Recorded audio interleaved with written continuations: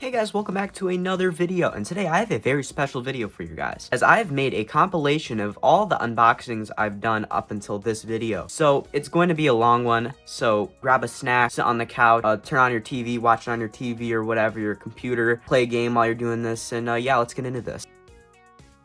Today, I will be unboxing an iPhone 5S that supposedly has never been updated. So without further ado, let's get this thing right out of the box.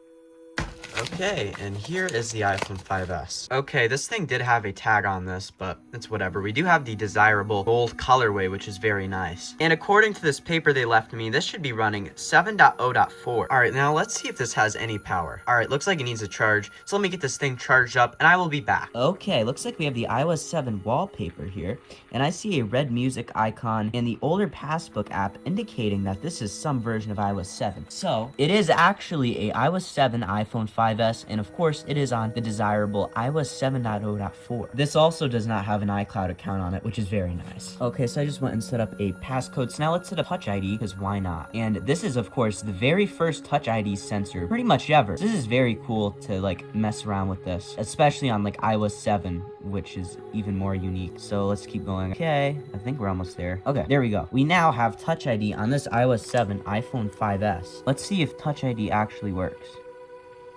Wow, there we go. Let's go. That is amazing. Okay, so it looks like we have another zero cycle device, which is very good. So that means this has never been OTA updated. And this must just be a later manufactured device. And yes, that is 2014 and it's not 2024. Sometimes coconut battery will freak out and it'll do this thing where it adds 10 years. You just have to subtract about 10 years for it to be correct. So now let's get into the specs and history of the iPhone 5S. It was released September 20th of 2013 alongside the iPhone 5C, and it features virtually the same design as the older brother, the iPhone 5. As if we compare this to the 5S, of course, you can see it features the same boxy orange screen, of course, glass cutout, metal finish type of design here, and it has the same speaker design and everything like that. Although, if you're really looking at the flash, you can see the flash is different because it's, of course, better, and we'll get into that. So what I'm saying is, don't let the similar appearance deceive you. This thing is insanely powerful compared to its predecessor. It of course now features the 64-bit chip for the first time in any iDevice. As before on the iPhone 5 and devices that came before it, it featured a 32-bit processor.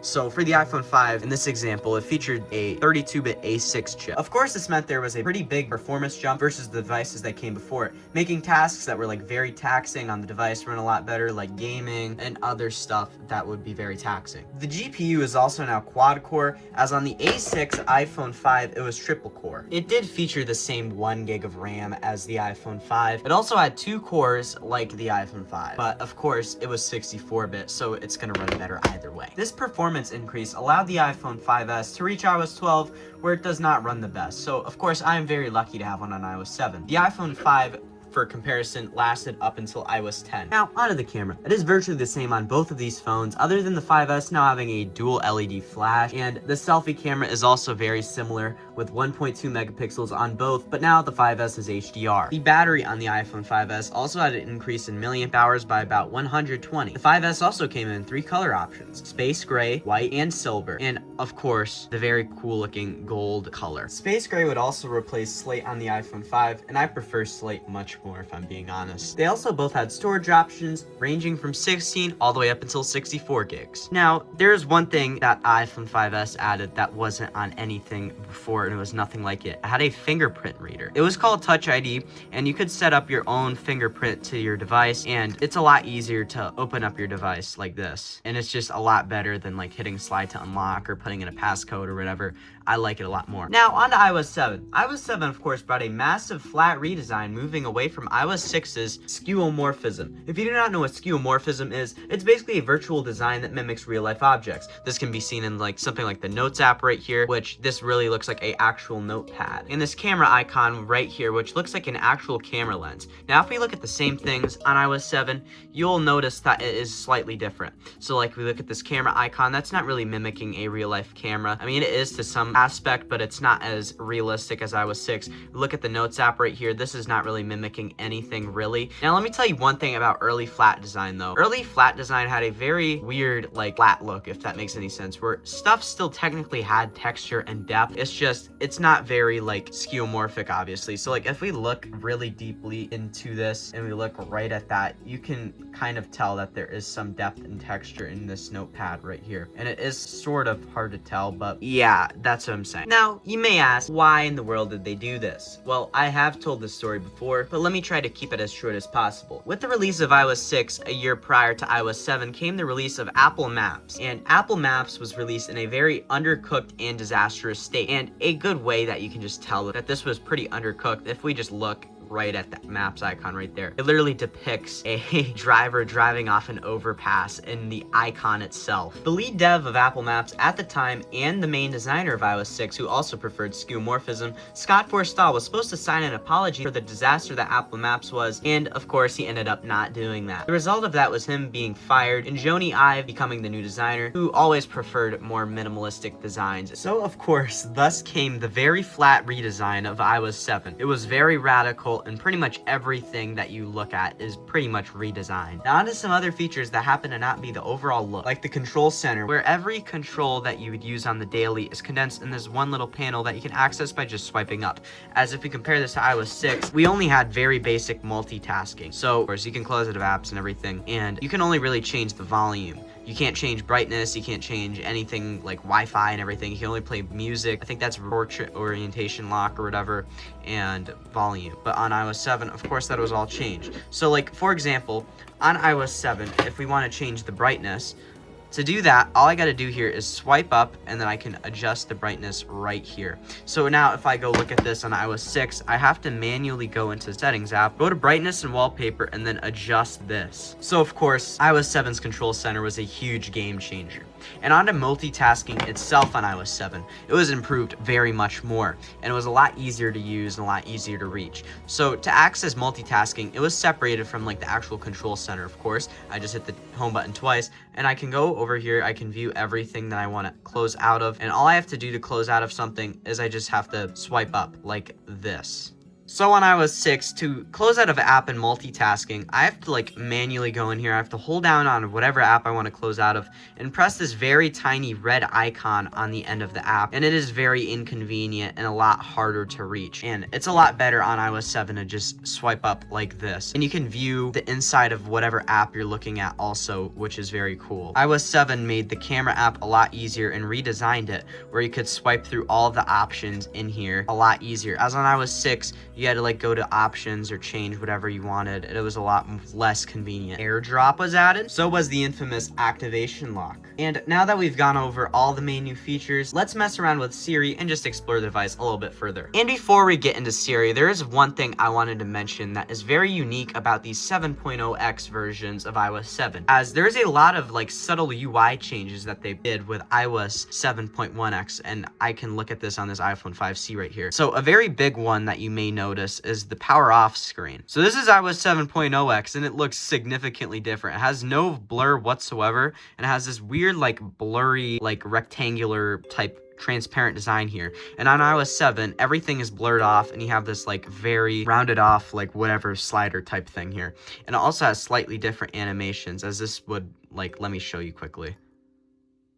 So yeah, you can see it. It just overall looks different there. And I will also show you some other differences. And a lot of the buttons, like if you go in like the phone app, are a lot more rounded off on iOS 7.1x versus iOS 7.0x. As you can see, it's very much more rectangular here. Another thing that you may notice that is very subtle is like if we look at the messages and the phone app icons on iOS 7.0x versus 7.1x. On 7.1x, it is much more like less vibrant, less light green icon style here. And if we look at iOS 7.0x, it's much more vibrant looking. Now, since I am not jailbroken on this device and I'm not going to try, you can see the App Store does not work whatsoever on this version, but there is is a fix out there, thankfully, and I can view it on this iOS 7 iPhone 5C if you're curious. So you can go through here, and you can see it works well on this because I have a fix for it. And that goes for pretty much majority of the services. If you're jailbroken, you can easily fix everything, like the weather app. This does not work natively on iOS 7. Same with the stocks app. This natively does not work on iOS 7, and like a lot of other things. As majority of the time, the last iOS version that has most of the services still working natively is iOS 8 or iOS 9. But there is one thing that works natively. Siri. I'm really sorry about this, but I can't take any requests right now. Please try again in a little while. Maybe not. Let's try again. Siri, what is the weather in Los Angeles? Because I do know sometimes it just refuses to work. So let's see what's going on here. It doesn't look like it's working. Maybe you have to be jailbroken. I really don't know. But Siri may not be working, You're sadly. wrong, and I can't answer your questions right now. Please try again in a little while. Well, I guess that sucks. We can't really view anything. So we can just look at some other stuff. But if you're curious of the iOS 7 Siri experience, let's look at the 5C. That would be 41 degrees Fahrenheit. As you can, I didn't even say anything. I said 5C and it works. Siri, what was the score for the Super Bowl? The Seahawks defeated the Patriots in Super Bowl LX by a score of 29-13 last Sunday. Siri, when does the baseball season start? The MLB regular season starts on March 25th, 2026. Siri, what is the weather in Los Angeles right now? I found this on the web. As you can see, Siri is working very well on this version, on this 5C, of course. But I'm not really sure why it's not working on this iOS 7 iPhone 5S. It's very weird. But now let's look at the wallpaper selection of iOS 7, as iOS 7 has a very unique and iconic set of wallpapers. Of course, you have the base, iconic, or infamous, however you view iOS 7's, blue galaxy wallpaper. You have this one, which is, I think, a view of a planet. I'm not sure if this is Earth or not. It looks like it. We have another space galaxy wallpaper, which I remember from the iOS 7 days. This one, which is a mountain wallpaper, which I do really like. I'm not sure what this one is depicting. It looks like some trees. I can't tell if it's a painting or not. This one I remember from the iOS 8 days. It's just like a thing of water. This, it's like another landscape type wallpaper here. You have a black and white landscape option as well, and another landscape one of like some green pastures. We have an ocean wallpaper, which is carried over from iOS 5's iPad 3 into iOS 6 and then into iOS 7. And then we have this one, which originated in iOS 3. This is another one that's unique to iOS 7. This one, I believe, also came from iOS 3 or 4. This one came out in iOS 7, which I really do like that one. This one is a picture of some like flowers or something. I don't really like that one. This one is carried over from iOS 5's iPad 3 into iOS 6 and then into iOS 7, of course. This one, I'm not sure what this is really of. And then we have some abstract options in here, which I'm not really a fan of the abstract options. In fact, I think I am going to switch to this one just because I really do like how this looks. I remember having this on my dad's 4S back in the day, and it does really look good. Now, I thought we'd take a look at the ringtones very briefly, as iOS 7 introduced a bunch of new ringtones. So let's go through them very quickly.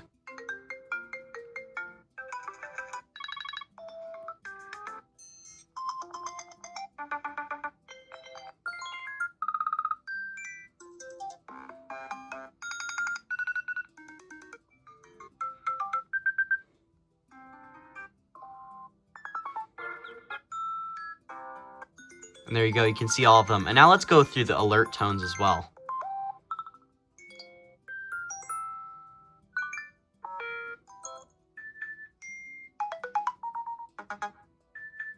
And there you go, you can see all of those. Now onto the music app. And let's start off with Cover Flow, which has a very unique design, where on like iOS 6 and below, if I wanted to look at Cover Flow, it does not really look anything like this. It features a design with much more reflections, and it's in 3D, of course. But if we go look at that on iOS 7, it's like all flattened out. And it's a lot more boring looking, if I'm going to be completely honest. But I am going to use this thing as an iPod, to be honest. I'm just going to sync a ton of stuff to this thing, and I'm just going to listen to a lot of music on this thing instead of getting any games on this thing, because I'm going to refrain from jailbreaking this one specifically. And if we can't look at the Maps app, because that doesn't work, because I don't have Wi-Fi, and it's not going to work anyway. It doesn't work anything. Like, nothing works on this version, sadly. We can take a look at the Clock app, but there's nothing really interesting here. We can set an alarm and stuff like that, so you can want to hear the sounds. But yeah, you can set a timer, stopwatch, stuff like that. And yeah, we can take a look at the calculator briefly. And it looks quite unique, and as is really early flat design, if I'm being honest. And nothing really works on this early version of iOS 7 without jailbreaking. And there's nothing else to really look at. I mean, we can look at the calendar if you're nostalgic for the calendar app for some reason, but there's nothing really particularly interesting in here. I mean, yeah, that was the iOS 7 iPhone 5S. Okay, well, let's get into the jailbreak process of this iPhone 5S. Make sure to not skip because it's going to be interesting. Now, the reason I hate jailbreaking 64-bit untethered so much is because if something goes wrong, especially on like A8 and below, there is a high chance that you just completely destroy the device completely and there's no recovering it. So mainly because there is no blob restores on A7 and A8 currently. We're kind of just waiting on Curtis Marula to add that, and I don't even know if that's a guarantee at this point. I know they're both vulnerable to exploits like that. I know A8 is vulnerable to the same exploit that A9 and A10 uses, so I think it's called Blackbird or something. So I think that is more possible than A7 having a blob restore in the future, and I have no idea if that'll be even be untethered or not. So anyway, I don't think this has been OTA updated either, if I'm not sure, because we're going to use Evasion 7 to attempt to jailbreak this. So this doesn't matter because if you do an onboard blob dump, I'll show you, it's going to automatically try the jailbroken method. It's like I can put in the password, you can see it doesn't do anything. So what we have to do basically is we have to go boot the SSH RAM disk for iOS 7. And we're going to use the default iOS 12 one. If it doesn't boot, we're going to use the iOS 7 one basically. So let's hit yes. And it's now going to go boot up the iPhone 5S or iOS 12 RAM disk. Okay, so I'm now going to send this to recovery mode, and it's now going to take a second to pick it up in recovery mode. Okay, next step is to put this into DFU mode, so I'm going to take my time to do that. So I gotta hold the top and home button for about 8-ish seconds, and then you know the rest. I gotta let go of the top button and keep holding the home button. So let me do that right now. I was a little bit early with that, but it hopefully should still work. We'll have to see what goes on here, but yeah. Okay, looks like it placed it into PwnDFU with no issues right there. So, yeah, I'll come back to you when this RAM disk is booted and we can dump blobs. It appears we booted with no issues, so all I have to do here is hit dump blobs. And I don't see any issues there, so I'm just going to hit reboot. And every time this happens, it always boots back in recovery after you do a RAM disk, or it doesn't boot whatsoever, which looks like what is happening right now. And don't worry about this. This is, like, completely common. Like, I'll show you how it works. So, like, I can go in here, it's going to detect it in recovery mode, but there's nothing on the screen, right? So I hit recovery and try to exit it, and it boots back into nothing. So A7 has this very common issue when you boot the iOS 12 RAM disk if you're on like iOS 7 or iOS 8. So what it does basically is it breaks it and doesn't allow it to boot. So to fix this, you always have to go and use the iOS 7 and 8 RAM disk to fix this, of course.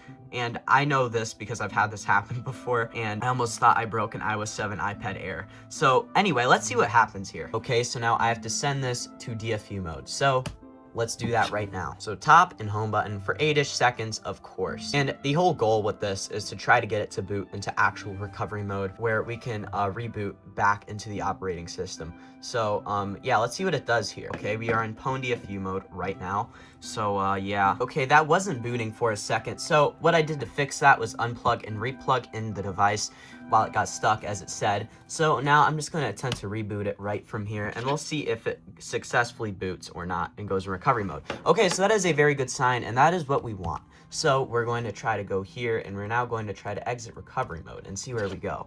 So let's see what happens. Will we be back in recovery mode? Usually it would go right back in recovery mode like right now, and I don't see that happening. So we'll have to see what goes on. It looks like it's booting. I just felt the vibration thing it usually does when it boots. So yeah, and there we go. We are booted. Okay, to attempt to jailbreak this thing, I'm going to try iOS CFW's guide for Evasion 7. I don't think this thing has been OTA updated because of just based on when it was manufactured. So, I mean, hopefully that is a good sign that this goes well. It doesn't say anything about installing iTunes, but I already have iTunes installed anyway. But, yeah, now for the horrifying part of will this hyper rare iOS 7 iPhone 5S be destroyed or not? We'll have to see. Okay, so I am now going to connect this device up to my Windows computer. Now let's see if it gets detected or not. Okay, it's locked with a passcode, so I'm just going to unlock it here. Trust, so it says to connect and reconnect, so I hit the trust dialog. It's in like a trust loop where it keeps getting disconnected. Very weird. Maybe I have to exit out of iTunes? I don't know. Nothing is wrong with the cable. That's all I know. Yeah, do you hear that? It keeps getting disconnected every time I hit trust. Maybe I have to disable passcode, we'll see. Alright, so I did just turn off the passcode and it's still going in this like trust loop thing here. So I don't know what I'm supposed to do. Trust this computer. Look, watch what I'm doing. Trust. You'll hear it disconnect in a minute. Look. What is going on? I don't know what's causing this. So, I just plugged this into a different USB port on my computer, where my motherboard is, I mean. So, I don't think it's making a difference here. What is going on? Do I have to open iTunes or something? Is iTunes blocking this? I really don't know. Trust. Yes. Allow this computer to access what's on my iPhone.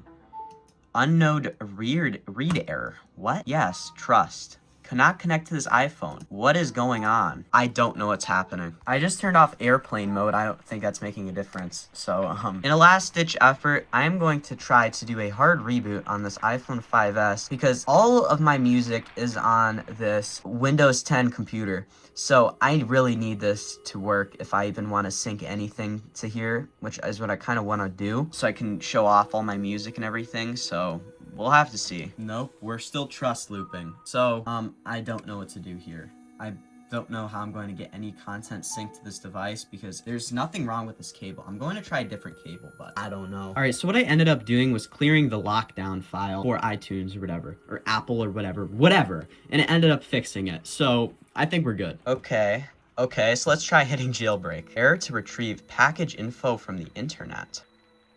Just sync with iTunes and don't jailbreak this thing. As I already told you about how risky it is to jailbreak A7 iOS 7 just because it's not restorable without breaking the whole device. So what I'm going to do here is I'm just not going to jailbreak it. I'm going to sync my music with iTunes because I only really use these things as iPods anyway, and we already have the SHSH blobs in case that is usable in the future if I need to restore or something. And it's so rare, I don't want to break anything. So I'm not gonna do anything with it. I'm just gonna sync some music to it because I can't do anything, so it's fine. And I just looked into it a little bit more. I do believe there is fixes for this out there, but I don't think I'm going to do that. All these tutorials on Reddit that I'm looking at completely deleted for some reason, which sucks. So I'm not going to mess with this further, so yeah. Today I'll be unboxing a mystery iOS version, iPhone 5C, as this is either iOS 7 or iOS 8, and on the back of the device, on the listing photo, it did not show any, like, FCC labeling, and I'm thinking either the seller edited it out or they replaced the housing, and either way, I can't really tell which version this launched with, so we'll have to see when I get this thing unboxed. And in here, finally, is the iPhone 5C. So let me get this thing freed. But here's the 5C. I have no idea if this will even still have a charge on it. I let this thing out to sit for a whole month, basically. More than a month. I got this December the 4th, I believe I ordered this. And here's the iPhone 5C. It really does appear to have a swapped housing. Let's see if we got power, and it looks like we do. Okay, let's get this thing set up here, okay? Alright, we got past that. Application services, set up as new icon. So skip the step, agree. Don't add a passcode. Use Siri. Don't send. Alright, this is definitely iOS 7, but it randomly just shut off on me. You can tell just because this passbook and this control center means it's iOS 7. Now, what version of iOS 7 do we have? We have to check. And alright, we have 7.1.2 right here. Now, iOS 7, of course, is very exciting as this is what exactly I was looking for with this device just because of the font and how it looked, because that is Helvetica New on the setup screen. And yeah, I'm very happy that we got iOS 7. Now, I think this thing has a cooked battery, so I'm just going to let this sit to charge, maybe recalibrate a little bit. Same thing with this other iPod 4 I just unboxed a second ago. So I'll come back to you when I'm done with that. Now, let's talk about the specs and history of the iPhone 5C. It was unveiled September the 10th of 2013 as a budget option. It featured 5 color options: white, blue, green, yellow, and pink. The whole entire naming scheme of the 5C happens to stand for the 5 color options it also has. So what it really means is just iPhone 5 color, basically. It featured a very plasticky design which Joni Ive described as beautifully, unapologetically plastic. And all I'll say is, he is not wrong. At launch, it had storage options ranging from 16 to 32 gigs. Later on, this phone got an 8GB model about a year out from launch. The weird thing about this phone is that it virtually has the same exact internals as the iPhone 5, just lacking the Touch ID that the iPhone 5S had. And the only real difference between these two phones, if I'm being completely honest, is just how it looks. Of course, the iPhone 5 has a much different design with these like glass cutouts here and like this metal finish and a diamond chamfered edge,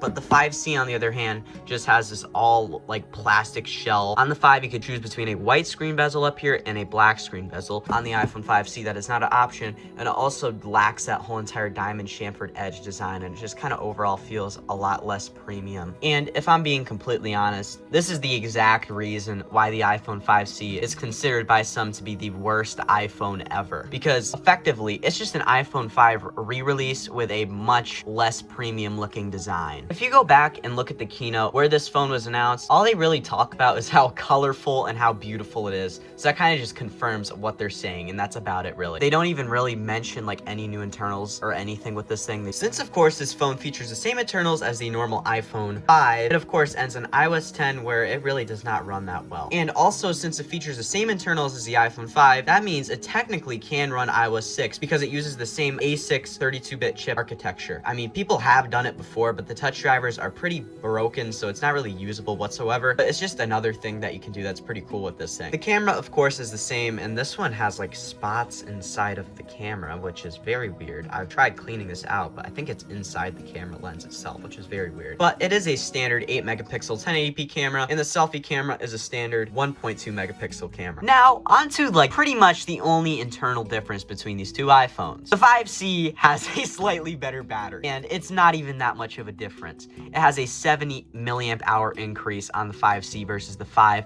and this also happens to mean that this is overall a bit more thicker if you like take a look at this, and I don't know if that's very visible, but this is definitely slightly thicker. And it overall also has like a more rounded design, which is pretty interesting because that was before the iPhone 6 had released and everything started to get more rounded off. So you kind of had like a more rounded off iPhone design in 2013, which is pretty interesting. The design also featured this more like I don't know how to describe it, but like pill-shaped volume buttons, which is kind of reminiscent of what the iPad mini first generation had. As you can see, it features a more pill-shaped volume button design here. Now, onto iOS 7. iOS 7, of course, brought a massive flat redesign, moving away from iOS 6's skeuomorphism. If you do not know what skeuomorphism is, it's basically a virtual design that mimics real-life objects. This can be seen in something like the Notes app. As you can see, it really looks like a real notepad, and something like this camera icon right here, which has a more realistic camera lens type thing here. And actually on iOS 26, the new one kind of mimics this, which is pretty interesting, but it's not quite skeuomorphic just because it's a little bit more clay-like and pneumorphic, but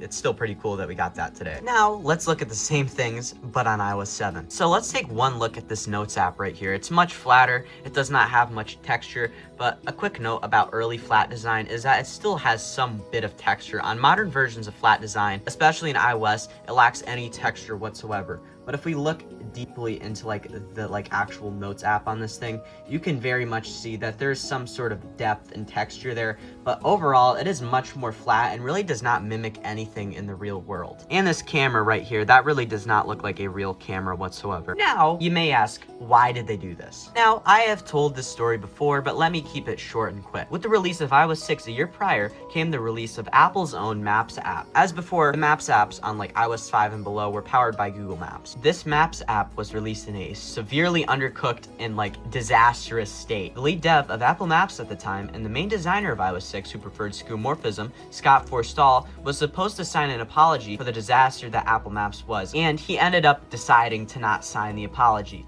The result of this was him getting fired and Joni Ive becoming the new designer. And Joni Ive preferred a more minimalistic, flat design. And of course, thus came the very radical redesign of iOS 7. Now, on to some other features that aren't like the actual design, like the control center. On iOS 6 and below, we had this like very basic like multitasking where you could only do a couple like different things in here, like where I can like play my music or like go on to the next song or whatever. I can open the music app, rotation lock, whatever, volume. Now, of course, this was very bare bones, and all of like the other normal, usual features were all separated into like their own apps that you had to manually open and change. On iOS 7, all you gotta do to access all of these features at once is just swipe up. And there you go, you can see the control center. And I can switch off and on Wi-Fi, Bluetooth, do not disturb, rotation lock, airplane mode, flashlight, calculator, camera, play my music. You can do it all at once. Same with brightness, which is very much more convenient. Just to show how not convenient it is on iOS 6, to change the brightness, for example, I have to go in the settings application,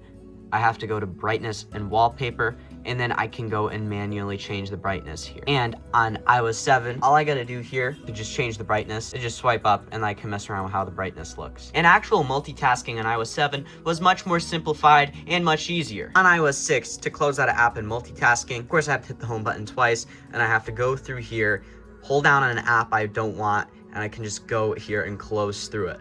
And on iOS 7, all I have to do this, of course, is press the home button twice. I can just swipe right out of an application just like this. For the first time, AirDrop was also added to iOS 7, which where you could like, of course, like drop your data to like other people if they're on like the same Wi-Fi or in the same area. In camera, I can swipe through all of the options very easily to change whatever I want, like video, photo, square, pano, stuff like that. Now, on iOS 6, it is not that simple, as you can see. And of course, the infamous activation lock was added, where if you have Find My iPhone on while you reset the device, you would be locked out. And now that we have gone over all the main new features, let's mess around with Siri and explore the device a little bit further. Since the Super Bowl is on right now, and I have it playing in the background, let's ask about the scores. Siri, what is the current score of the Super Bowl?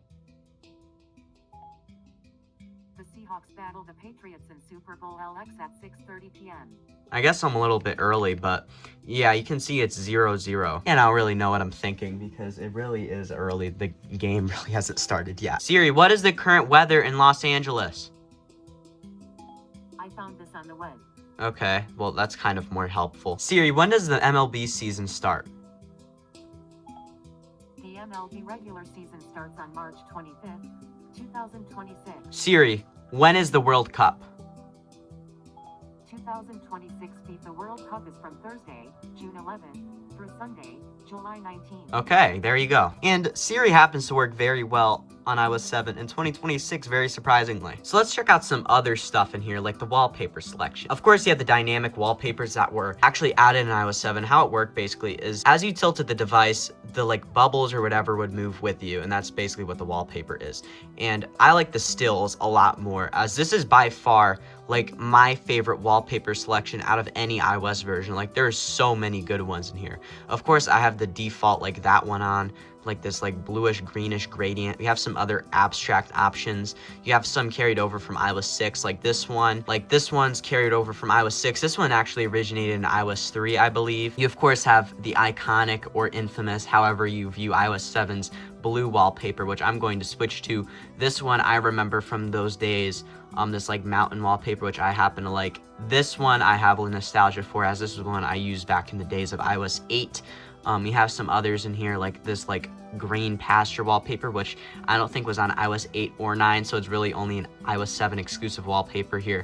This like black and white one here, and this ocean wallpaper here as well, like this wave crashing wallpaper, and this other from iOS 6. Now, I did fix the App Store, so let's go through it a little bit. You can see the feature tab loads perfectly fine, and so does the top charts. And yeah, that is the App Store there. Now, I did happen to fix the old YouTube app, so let's mess around with this quick. I just searched up a song that I've been playing lately in my videos, and as you can see, it loads perfectly fine, and I can go in here. I can't subscribe or log in, sadly, but I can view the comments and everything. And you can see it loads perfectly well here. I'm gonna see if I can find my own comment. And with some copyrighted content, you may happen to get playback errors with Tube Repair, which is what I am using to fix the old YouTube app. So just give it a try a second time, it eventually will load. Let's check out the old calculator application here. As you can see, it's very flat here, and same with like everything else here. The Maps app no longer loads. Even with the fix I've tried, it doesn't seem to fix it. Game Center I'm not logged into. Passbook we can look at, but there's really nothing in here. iTunes Store does not load, sadly. But yeah, that is pretty much all like the important stuff here. Now let's like check out some games and whatever. Let's check out Flappy Bird, which is an absolutely iconic iOS 7 game. And I've never been good at Flappy Bird, so let's see how long I can go without dying. I got to 2. I'm not even going to play that because I'm just going to torture myself. Let's check out Minecraft. I always play Minecraft. It really does not matter. I did make a world just to like mess around with this when I first jailbroke this thing. And yeah, you can see Minecraft does not load the best because I have a newer version. If I got a more optimized version for 2013, it would probably run a bit better. But there you go. You can see Minecraft's up and running there. If you are curious what the iOS 7 era Cydia looked like, this is what it looked like. We can take a look at the classic clock application, and there's nothing really interesting in here. Now, let's check out the iOS 7 era ringtones.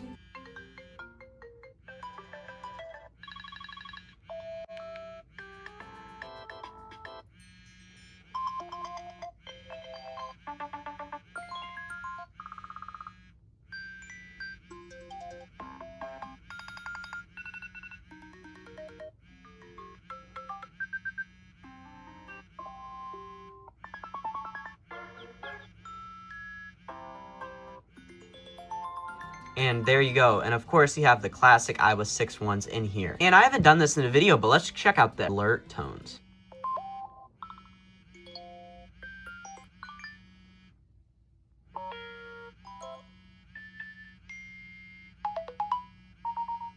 And of course, in here, you would have your classic ones like this one.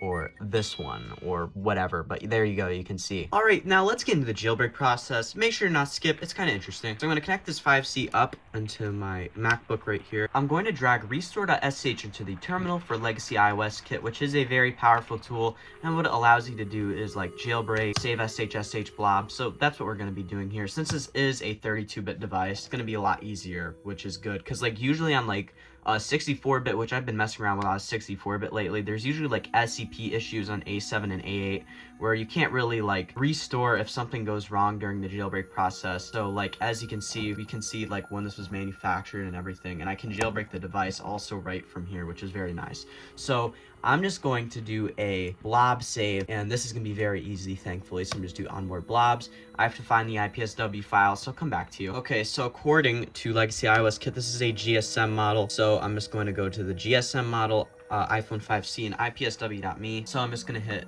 this IPSW file right here, which is for 7.1.2.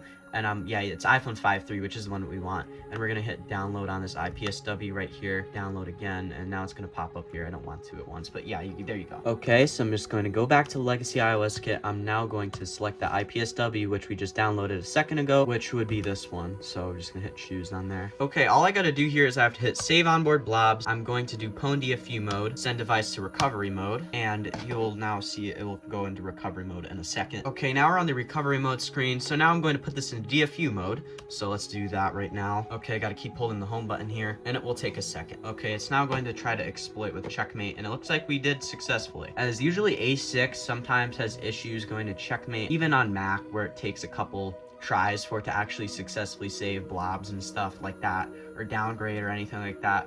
But it looks like we got it this time, which is good, and I don't see any errors, so that is very good. And what saving blobs essentially does is, if you do not know, is SSH blobs are like tickets that devices use to be able to downgrade back to the version, and yeah, that's basically what it is. So you save this in case something goes wrong in like a jailbreak process or something, so you can restore back to the iOS version. So anyway, we're now going to do jailbreak right here. And guys, I completely forgot about something. This is 32-bit. This means we can use Linksys. So I'm going to completely bypass this. I'm not going to do that. And Linksys is a WebKit jailbreak, meaning we can jailbreak this right from Safari. All right, so here's Linksys. All I got to do here is I have to hit jailbreak, and it's now going to try to jailbreak here. So I will come back to you if this successfully works. Okay, and after a unnervingly long reboot, I think we have Cydia here. So let's see if this actually works or not. That took forever. I thought we were boot looping for a second, but I think we're all good. But now, there's one thing about Linksys that I need to do here.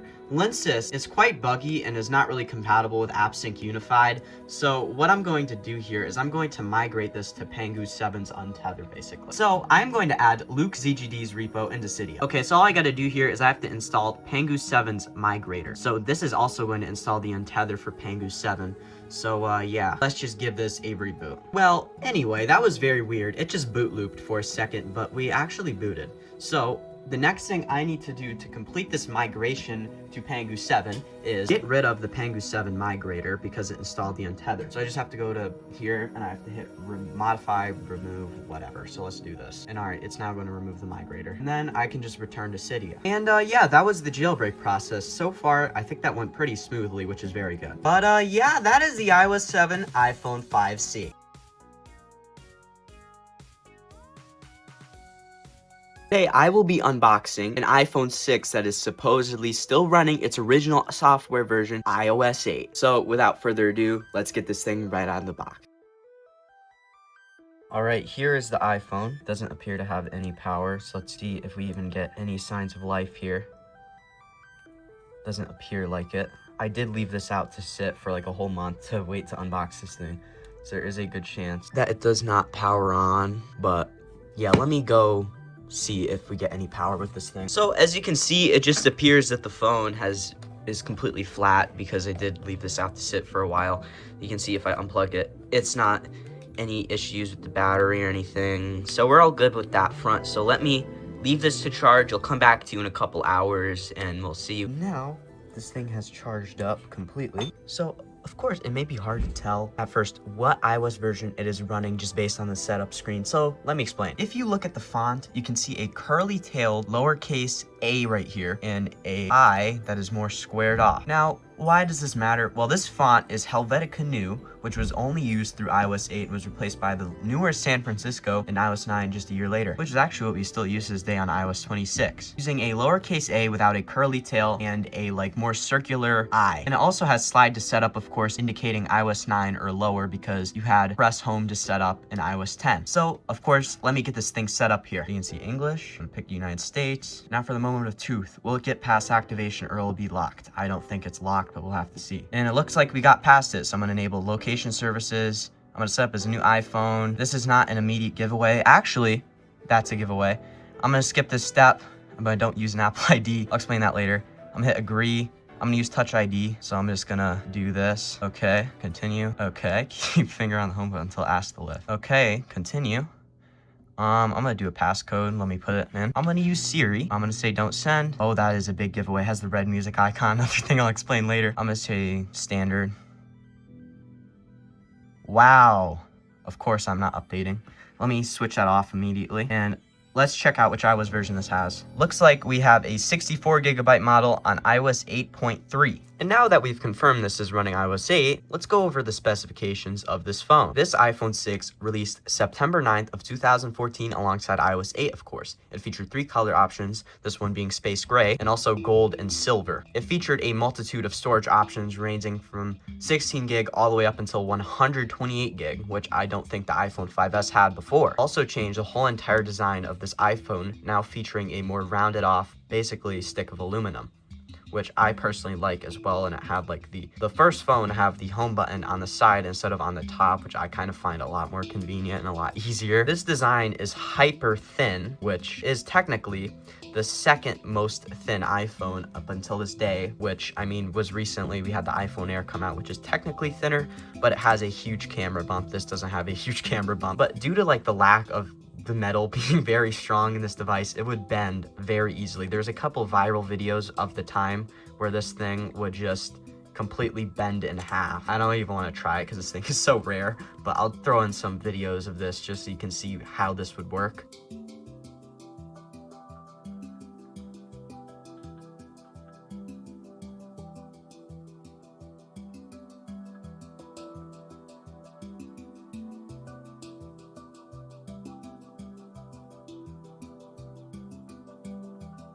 This controversy was of course called Bendgate. So if you accidentally sat on this phone, or if you like stored this phone wrong in a backpack or something and it got crushed, you were most likely screwed and you had a bent phone now. And not only they would bend, they would have additional symptoms if they were bent. The symptom I'm referring to is touch disease, is where your touch screen would just basically become cooked, causing little to no response to touch at all. They also do this weird thing where your status bar would become gray. All of these issues would be fixed with the 6S just a year later, which I mean that's good, but that just kind of just destroys the whole point of the iPhone 6 because they had to make it thicker so it wouldn't bend. This iPhone was also the second iPhone to increase screen design on these iPhones, as this was technically the third iPhone not to be overseen by Steve Jobs, as the 5 was the last one, but the 5S used basically the same design, but of course having iOS 7, which is the radical redesign. But now you can actually see the radical redesign in this thing with how rounded off and how thin it is and how big it is. They even add the 6 Plus, which was significantly bigger. So for example, the design of the 5 and the 5S was 4 inches, and now this screen size of this 6 is up to 4.7. Also now featured the A8 chip running at 1.4 gigahertz, up from 1.3 on the 5S with the A7 chip. It featured a better camera, but the megapixels did not really increase.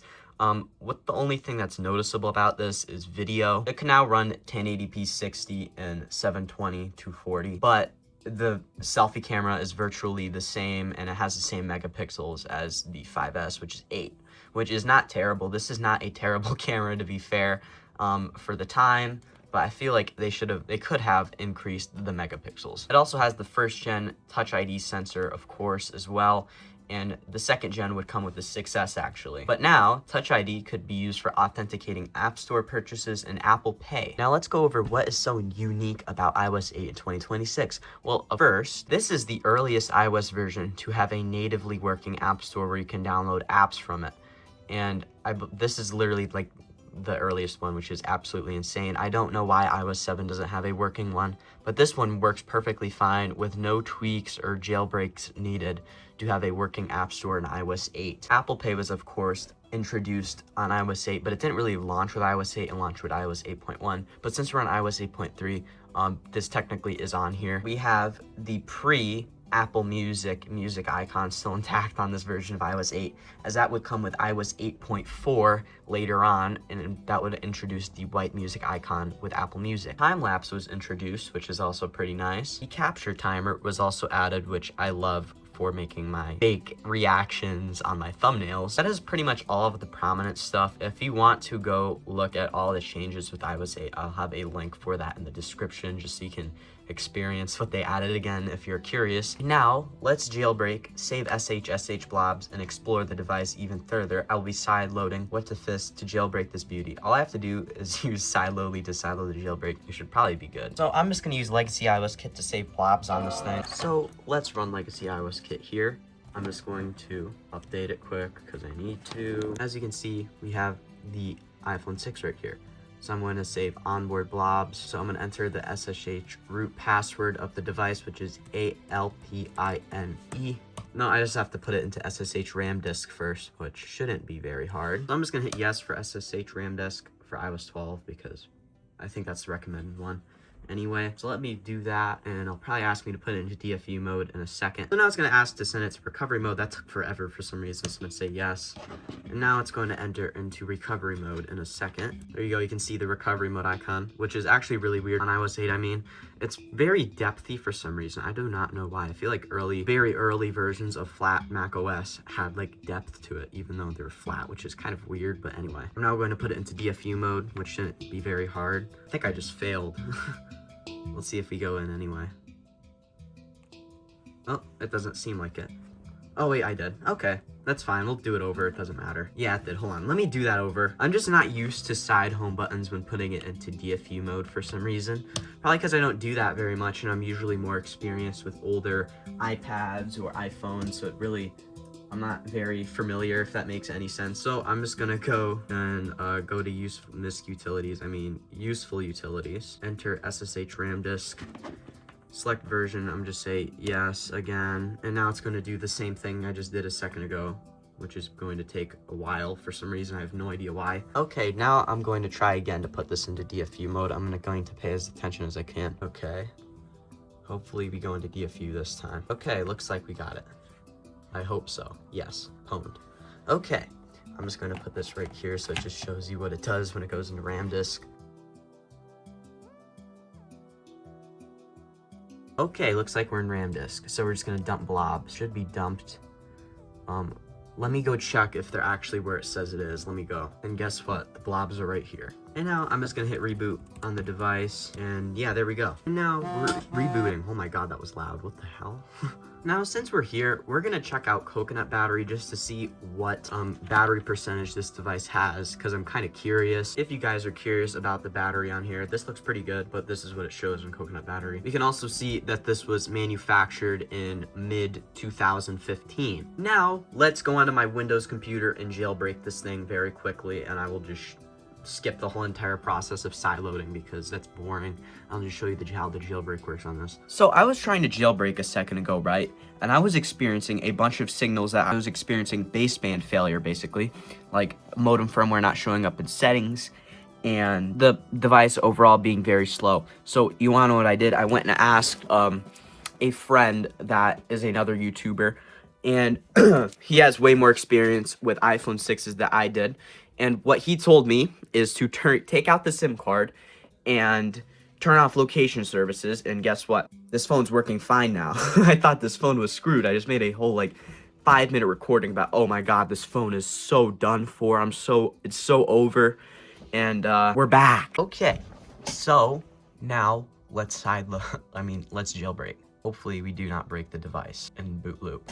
Let's see what it does here. Oh, did we get somewhere? Okay. We have Cydia. Now, will Cydia work? Yes, Cydia works. So there you go, guys. That was literally the easiest jailbreak I think I've ever done. It's untethered, so every time I turn it off, I don't have to worry about about me having to go and jailbreak it over again. So that is very cool. Let's just turn it back on. I just turned it off just to show you. Oh, wait, it's still turning off. Hold on. As you can see, no issues. We just booted right back into iOS 8. I keep almost saying iOS 6.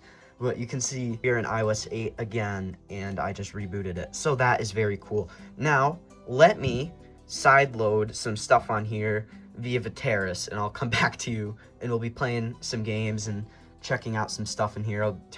Yeah, you just get it. Let me get it. Give me a second. Now, after spending some time with this device, syncing music to it, sideloading games, I can confirm this is one of my favorite iOS versions of all time. It's very stable, not so stable on the iPhone 6, but otherwise, putting all of the annoying sim issues aside, just specifically on the iPhone 6, iOS 8 is so much fun. The fact that the App Store and everything still works is absolutely amazing. I went and downloaded a couple apps that are signed instead of sideloading them, and it's just so good. I can't even lie. It runs super good on this iPhone 6. Games run amazing. I love Touch ID, and I just overall really like this phone. And you know what? Let's explore some of the stuff before I just completely end the video. Let's go to the App Store and just check out what's on here, and just to show you that it still works. A lot of this stuff is paid, these top chart stuff, so we don't really care about that. So you can see a lot of this stuff just still works. Some of this stuff does not work, Explorer doesn't work. Yeah, but you get the point. This is very cool. You can check out some of these other apps. You can check out some of these other apps. Since this is not 8.4, this is still iBooks, and this is still music with the red music icon and not Apple Music. So we can check out this music app. Back to the design of iOS 8, this is when people talk about flat design and flat design being absolute cancer, I would agree if you're talking about if you're talking about rounded off flat design. I do not like that kind of flat design. The kind of flat design I enjoy is this flat design. Flat design with very squared off edges, stuff like that. Actually, since we're here, we can check out some of these wallpapers because iOS 8 has some of the best wallpapers. But you get what I mean. The pre-iOS 11 iPhone X flat design is the kind of flat design I like. And back to wallpapers. Here are some of the wallpapers, some of my favorites. We, of course, have this space mountain, snowy mountain one here. These trees. I really like this one too, more mountain ones. But the one that really I like is the iOS 7 one because it provides some iOS 7 wallpapers in here.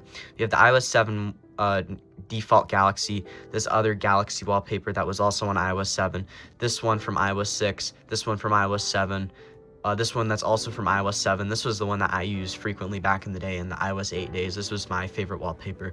So you know what, let's change it to this wallpaper just for the sake of good old times. Yeah, completely beautiful, like I can't lie. I went and sideloaded some applications in here. So let's check out some like Flappy Bird. Flappy Bird was really only prominent on iOS 7 though, not iOS 8, but you can still play it. I don't even think it existed on iOS 8 if I'm not mistaken. I think it got taken down like right after it came out during the iOS 7 era. I think it was only up for like 2 weeks. I could be completely off and like smoking crack or something, but I think that's what it was. So anyway, let's check out like Ninjump. I always play this game. It really doesn't matter what I'm playing. I'm going to play this game. This game did exist on iOS 8, I believe. Some like ninja gameplay. Yeah, you get the point there. You can check out Minecraft. I installed the older version of Minecraft because the ones that Viteris provided would like not let me use them for some reason. I have no idea why, but yeah, this version of Minecraft is 0.95, which is from like late iOS 5. So it's not like iOS 8 era, but I think iPhone OS obscure.lit.ca is down currently, and that usually has all of the apps that work and function properly on there, and it seems to be down right now, so I can't really install one that works here. Another one that I like from back in the day is Fruit Ninja, another absolute classic. Actually, I just started playing this earlier a second ago, so you can see here like slicing fruit stuff. Yeah, but this phone is absolutely amazing. I really understand why this sold so well back in the day, even though as like someone that was like an early iPad kid, I understand why this was so popular. And this is way better than like the iPhone 4S I would use back in the day. That used to be my dad's, because that'd be the only way I could call people, would be through my dad's phone. But this is way better than that, because this was like an iPhone 4S that was running iOS 7 and 8, and you know, those don't run very well. He ended up getting a 6 though, so it doesn't really matter. I think it was a 6S actually that he got. They never updated from iOS 7 now that I think about it. Anyway, it doesn't really matter. So like, let's check out some of these other apps here, like the camera app. I did go over this earlier, but I just want to show it off, just show you all the options and stuff you can do in here. Slow-mo, time-lapse, stuff like that. You can also have like set reminders. You have Stocks app, which seems to be working for some reason. I'm not sure about weather. I don't have my location services turned on, but I can view Cupertino's weather, it seems, and same with NYC. I'm not from NYC, but yeah. Yeah, very cool device, 100% worth it, especially for 64 gigs. Another thing, I really like the design, even though this is prone to bend. I just really like how thin this thing is. I think it feels way better in my hands than the iPhone Air personally. And yeah, we can check out the calendar app just to show you the non-skeuomorphic design. This is kind of similar to what we have in iOS 26, except they added a little bit of liquid glass elements in there, of course. We can see the old videos icon. This one is still semi-skeuomorphic for some reason. I have no idea why they didn't change that. They changed literally everything else. We can look at the old camera icon, of course. That one's also pretty skeuomorphic. Well, I want to say skeuomorphic because it has depth. I would say it has depth is what I'm trying to say. The old maps icon, which they ended up actually fixing from iOS 6. You wouldn't be driving off a bridge, what I'm saying. It would look like you're driving off a bridge in the maps icon, which is not cool. They did fix that for iOS 7 and 8, of course, just to show how kind of ramble off topic, how unstable iOS 6's maps app was. Actually, it does work on iOS 8. I thought this would not work, but we can view it for some reason. Like, let's go to like Europe or something. Like, let's go someplace I'm far from where I am from, because I don't have location services turned on anyway. But like, fine, we'll go somewhere in New York because I am from New York. But I'm not going to disclose which part of New York I'm from. We'll just go to New York City. You can see right in Manhattan down here, New York City Hall, hospital. But yeah, that still works too. Books app, you can go look at the Books app quick, because why not? Yeah, you can see the Books app still functions if you have any nostalgia for the Books app for some reason. Newsstand, it's just Newsstand. It's not really particularly interesting. Health app has your health data in here. Messages still works. You just have to sign into iMessage. And yeah, that is overall this iPhone 6. That is a very cool find. It's on 8.3, of course. One of the best devices I've gotten. Today I will be unboxing an iPhone SE first generation that should have not been updated. And of course, it should be running its original software version, iOS 9. And not only that, it should be activated. So yeah, let's get this thing out of the box. And here we go. Here is our iPhone SE. I'm not really sure, to be honest. It may have a slight bend in the housing, but it's really kind of hard to tell. But overall, this is in pretty decent condition. We have space gray, of course. Now let's see if it has any power. It looks like we do. So let's see what happens when we power this on here. Oh no, guys. They reset it. All right. Let's see if we get through activation at the very least. Okay, now for the moment of truth. Oh, we got through. No way. Okay, let's set up Siri here. Hey Siri. Hey Siri. I don't know what this does, but hey Siri, how's the weather today? Hey Siri, it's me. Sure, don't send. And wow, we got right through. Let's turn off that Wi-Fi there, and let's check the software version here. Looks like we have a 16 gigabyte model on 9.3.4. I had a fingerprint earlier, so let's see if we can do that. I never really messed around with Touch ID back in the day on the iOS 9 era for some reason, but we're set it up now. Okay, adjust my grip. Okay, we're complete there, and now we have working Touch ID, so let's give this a try here. Now, let's get into the specs and the history of this device. The iPhone SE first generation released March 31st of 2016, about midway through the life cycle of iOS 9, meaning this thing launched with iOS 9.3.1. It featured virtually the same design as the iPhone 5S, but with a couple differences. The iPhone SE now lacked the diamond chamfered edges, which the iPhone 5 and 5S was known for in their designs. This is very visible here. As you can see, it's not very shiny, but if we compare this to the 5S, you can see the edges are much shinier and overall do just look a bit better. But other than that, the design is pretty much the same, featuring the same glass cutout design, and these are actually in the same color. Of course, this means it also features the same 4-inch display. Internally, it is the exact same as an iPhone 6S, which I don't have, so just pretend this 6 is a 6S, but with a couple differences that just keep this phone cheap, as this was the budget option at the time. You get lacking 3D touch, which is pretty much a pressure-sensitive display that could allow extra actions. Of course, it just overall being smaller, but a lot of people like the design and the size of the iPhone 5 and 5S over the 6 and 6S, so to be honest, it really doesn't matter in my eyes at least. But other than that, it's pretty much packing the same speed as the 6S. It had the A9 chip with a dual-core 1.84 GHz CPU and 6-core graphics, which was a massive improvement over the A8 chip the iPhone 6 had, which had a dual-core CPU clocked at 1.4 GHz and only quad-core graphics. This, of course, makes intensive tasks like gaming a lot better with the A9 chip. It also now featured 2 GB of RAM, which was an improvement over 1 GB on the iPhone 6. And since it has the A9 chipset, it means it's still being supported to this day. As of January the 28th of 2026, Apple has recently put out iOS 15.8.6, which is absolutely insane for a device that came out almost 10 years ago. Now back to the camera. The main camera on both the iPhone 6S and the iPhone SE are virtually the same, both 12 megapixels, and we're both 29mm. The only differences that are noticeable are the design of it. The iPhone SE1 lacks the noticeable camera bump that the iPhone 6, 6S, 6 Plus, and 6S Plus had. So I don't know if you can see that on the 6 right here, there is a very visible camera bump. When you compare this to the iPhone SE1, there is no camera bump whatsoever. But other than that, the real differences are in the selfie camera. The iPhone SE1 still has the garbage 1.2 megapixel camera. The iPhone 6S has a full-on 5 megapixel selfie camera, which is overall significantly better. Now, of course, this was not changed just to cut costs, and since it already featured the same exact design as the 5S, there probably was no reason to change it, if I'm not gonna lie. Both the iPhone 6S and iPhone SE1 came in space gray, which all of these are space gray, and actually the 5S has a little bit darker space gray than the SE, which is interesting. Silver, gold, and rose gold. They both came in storage options ranging from 16 gigabytes all the way up until 128. And the battery on the iPhone SE is slightly better than the 5S at about a 64 milliamp hour increase, but compared to the iPhone 6S, it is definitely worse, at about a 91 milliamp hour increase on the iPhone 6S compared to the iPhone SE1,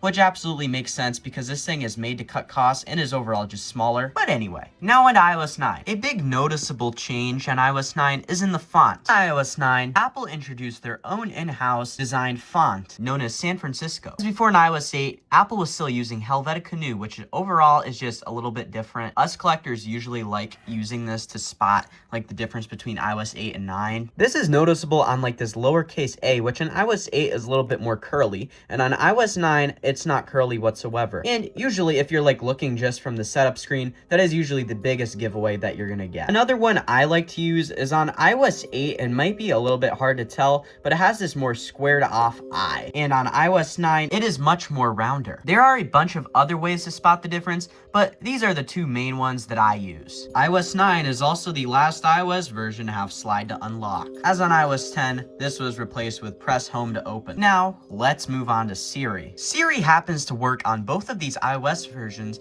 but they both have a slightly different design. On iOS 9, the background is a bit more like colorful and more transparent. But when you tap on Siri, it is actually kind of different. As you can see here, it's going to do this like weird little thing, volume thing on iOS 8, and on iOS 9 you get this like more different modern type of thing for Siri. Siri could now search your photos and videos based on dates, locations, and album names. Let's take a quick photo and try this out here. Siri, take me to my most recent photo. And there you go, it takes me right to this photo I just took of my table. Siri could also remind you about things that you're looking at in your apps, but of course I don't have any apps on here currently to show that off, and I haven't used any of the default ones here anyway, so let's just mess around with Siri a little bit. And in fact, since I have iOS 8 here to play around with, let's do it on both of these. Siri, tell me the upcoming NFL games. The Seahawks play the Patriots in Super Bowl LX on February 8, 2026 at 6:30 p.m. And there you go, it shows me the Super Bowl. Siri, when is the kickoff MLB games? The Yankees take on the Orioles on February 20th, 2026 at 1:05 p.m. And there you go, it shows me the upcoming MLB schedule as well. Siri, how is the weather in New York City? It's currently clear and 18 degrees in New York. And there you go, it shows me the weather in New York City. Now, let's try to set an alarm or something. Siri, set an alarm for 9:30 p.m. I've set an alarm for 9:30 p.m. And there you go, it sets an alarm. And anyway, I'm going to turn that off because I don't want that. But yeah, there you go. You can see Siri is working perfectly well in 2026 on both iOS 9 and iOS 8. So let me turn off the Wi-Fi here. Let's go to the keyboard very quickly. On iOS 8, it features this thing where if you have your thing in lowercase, it's still uppercase on the keyboard. And if you're on iOS 9 and you're actually set it to lowercase here, you can see it's actually lowercase on the keyboard. Just a little detail I thought I'd mention. You could actually draw on the notepad, which is pretty interesting. So let's give that a go. Let's just say draw yo or something.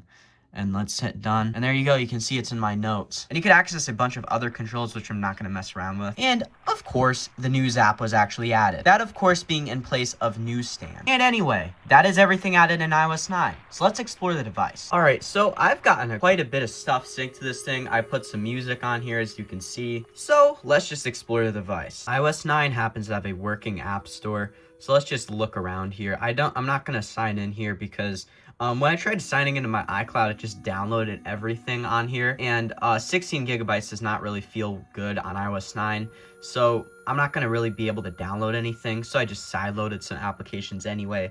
But yeah, you can kind of see stuff works in here. But yeah, you can see that's the App Store there. We can check out the iTunes Store here, and you can see it has a bunch of music on here, even though I just synced some stuff in here anyway, because I don't really care about that. I like doing it the old-fashioned way. And this is pretty interesting. It's kind of have some dark mode elements here. And this is iOS 9, which is pretty interesting. So yeah, there you go. I really don't know why part of this is black and some parts are white. It's a very weird design for some reason on this version of iOS 9. It's kind of interesting. We can check out the phone app here. So yeah, you can see, you can go through here. It looks like any ordinary phone app, but of course it has the more older, flatter UI instead of the newer flat UI. And let's go take a look at the wallpaper selection in here, because iOS 9 has some pretty unique wallpaper selection, and I think they're some of the most unique wallpapers because it has some like really weird nature options. Like most people will not know that this isn't like a random abstract image for the default. This is actually a picture of Mars, which is pretty interesting. I believe this is just a picture of like a sand dune. That these might also be Mars if I'm being completely honest, but I'm not really sure. So I'm not checking that right now, but you can see like we have some pictures, some feathers and stuff. This, I think these are carried over from iOS 8, I believe. Some of these, I kind of want to put on a darker one, like this one. This one would look good with the white music icon in here. We have some space options, some like weird like particle, colorful options. I don't even know what these are, to be honest. Some flowers in here. There's probably, I think this one's the one that comes with the phone, like on the box, if I'm not mistaken. I could switch that one, but I don't really want to. I like the other one. We can check out the dynamic wallpapers they got here, which are the same from iOS 7. I think we still have some of these in modern iOS today. I'm not really sure. But like as you move the phone, you can see the wallpaper goes down and moves around, which is pretty cool, but I don't really know why we need this because we already have like generic parallax effects, so I don't think there's much of a need for that, and I think it just looks fine with a still wallpaper. But yeah, you can see that there. Let's check out iBooks here, which I'm not going to sign in. I think I can still view stuff in here, but we can see a bunch of books in here.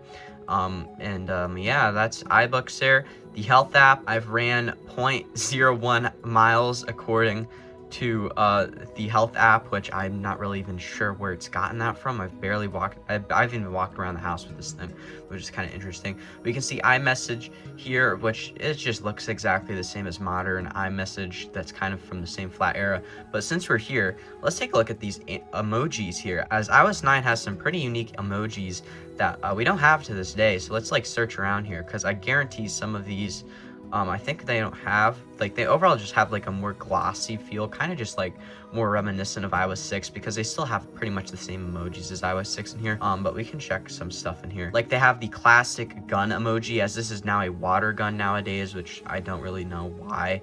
There's probably some reason, but yeah, this is all the emojis. You can see all the flags. The flags just basically look exact same today. I believe though, like they don't really have like a unique gloss or anything to them. They kind of just look like what they look like now. But yeah, that's the emojis. Let's check out the ringtones because we can. So let's go to sounds here. Let's find ringtones, because I think they're just all the same ones as iOS 7, but we can go through them.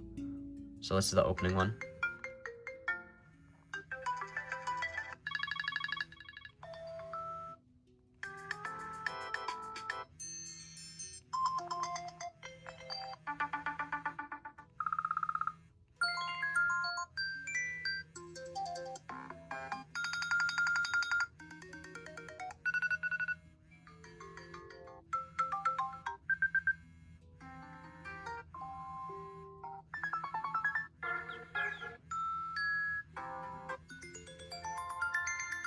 And yeah, that's the ringtones they got there, which they're pretty much the exact same as iOS 7, but I thought it'd be cool to go through them anyway. We can check out the news app. I have no idea if news still works. Let's see what it does here, because there's a chance I may have to log in to actually see the news. It might not be loading. We can kind of see favorites. I'm not sure. No, we can see it. It's working. And let's also check out, I can't really see the streaming service, Apple Music. I can see all the stuff I synced here. For you, join Apple Music. No, I can't.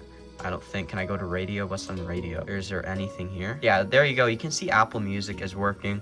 And I have some stuff synced to this already. And I have some music synced to this so you can see how it looks. Like iOS 9 has this like very unique look to it. Like especially when I have like covers like red or something, you can see it just makes it overall look very red. I'm not gonna play that, but there you go. You can see this is working perfectly good here. Let's see if we can get maps to load. Oh, maps is actually loading on iOS 9. Or like Ottawa. I'm very much zooming in on it. I had no idea that iOS 9 still had a working maps app. It is kind of glitchy, to be honest. It's not really loading very well. I don't think I can get anything else to load other than like this overhead view, but you can see that maps still works on iOS 9. And we can also check out the stocks application here, and you can see all the stocks in here. We can see Apple's stock, Alphabet, which I learned from the iTunes fanboy that I think this is Google's parent company, which I think I knew about that before. I wasn't really sure, but yeah, you can see that's there. I'm not sure what else is in here that I'm probably interested in. Yahoo, is that? Yeah, Yahoo. But the Dow Jones, whatever. But yeah, you can see the stocks application here. Let's check out the weather app. as I always check out the weather app. I like how the early weather app looked. Like the early flat weather app, it had like a very unique look to it before it just became like these ugly looking bubbles that we got on like later versions of iOS and what we have now. So yeah, you can see the weather app here and it works perfectly good. I can see Cupertino's upcoming weather, which looks significantly better than the gloomy weather I have in New York currently. But yeah, there you go. You can see that is working perfectly fine.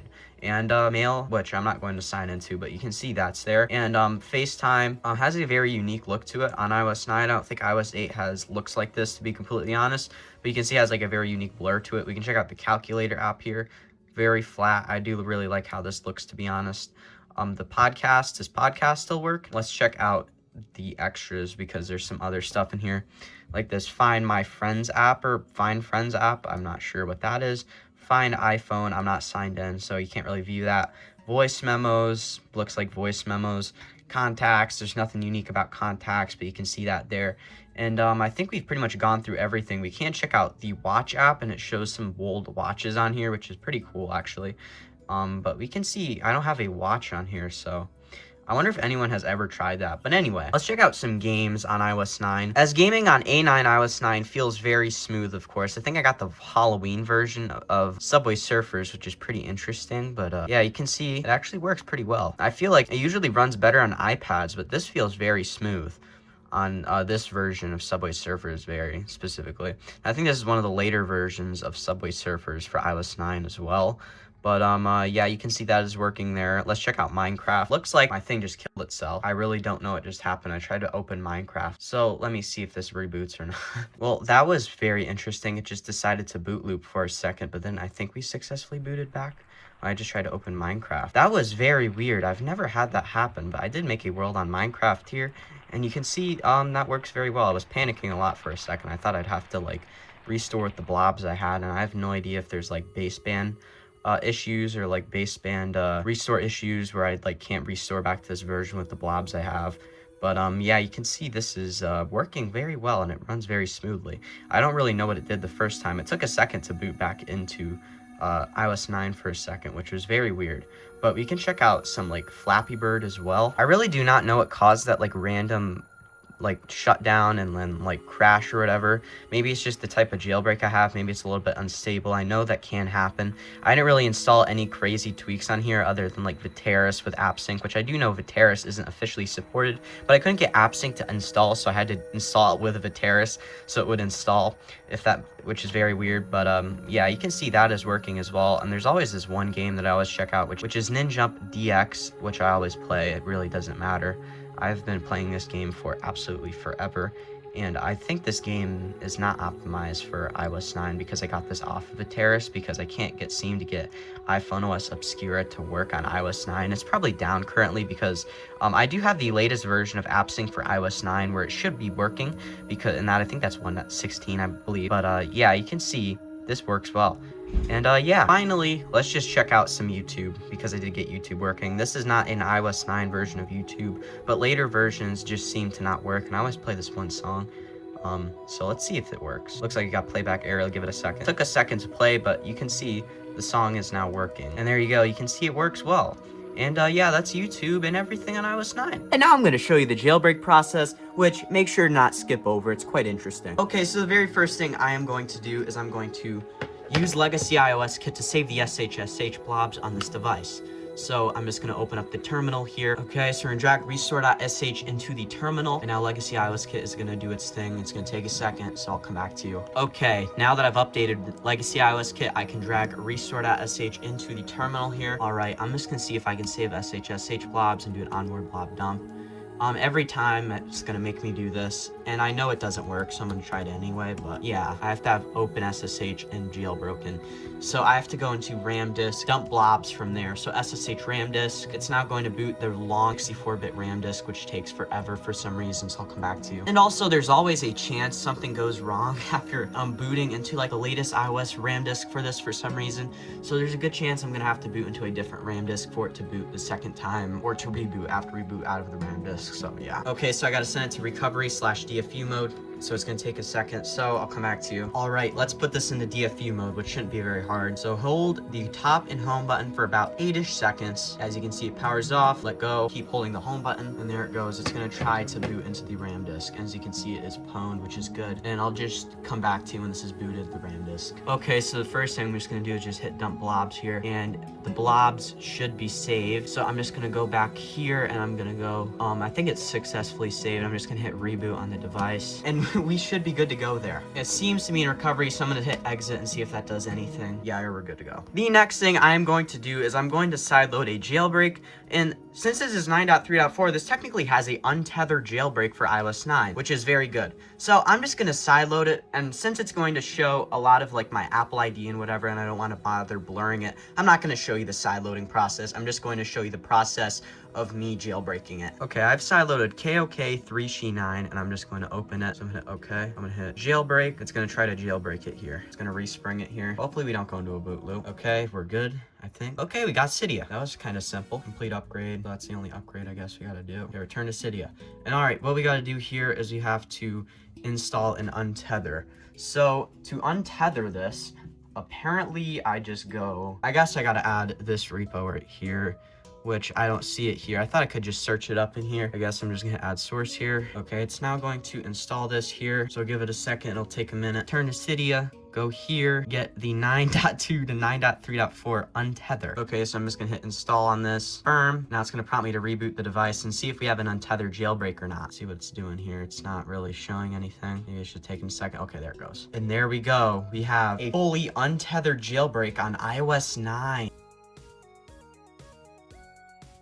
Hey guys, welcome back to another video. This is Derek from Certified Legacy. Today I'm going to unbox an iPhone 5 supposedly still running its original iOS version, iOS 6. Now, I got this from my buddy Mac Throwback for a pretty good price. I only paid basically $60 without shipping. And usually you'll pay like 100 plus if you're not getting one that's like a Chinese model where they have sellers where they have like huge lots of them because they just board those logic boards and put those logic boards into different housings so it's cheaper to sell. But no, this one is a normal US model, and it's not one of those where it has like cheap parts in it. And usually for those you'll pay like 100 plus unless the seller does not know the rarity, which is usually even more rare with iOS 6 iPhone 5s, that they don't know how rare it is and they'll price it way lower. Now if you don't know who Mac Throwback is for some reason, he does these unboxing videos and he does them way better than me and way more frequently than me. So if you're into that stuff, go check out his channel. I'll leave it in the description, and big thanks to him again. And yeah, let's get this thing right out of the box. All right, let me take this thing out of its packaging here. And it looks like there's 2 phones in here. I did not know that. So, of course, this is the iPhone 5. And it looks like he threw in an iPhone 4S, which I'm not sure why he did that. But we'll get to that. But yeah, here is also the free dock connector, which is nice. And yeah, I did not know he'd be throwing in some extra devices, of course. So big thanks to Mac Throwback again. And let's get these 2 powered on just to see if they have any charge, because why not? Okay, looks like the iOS 6 5 does work. This one seems to be completely flat. In the note, it says this one has a bad battery and is running iOS 7.0.4.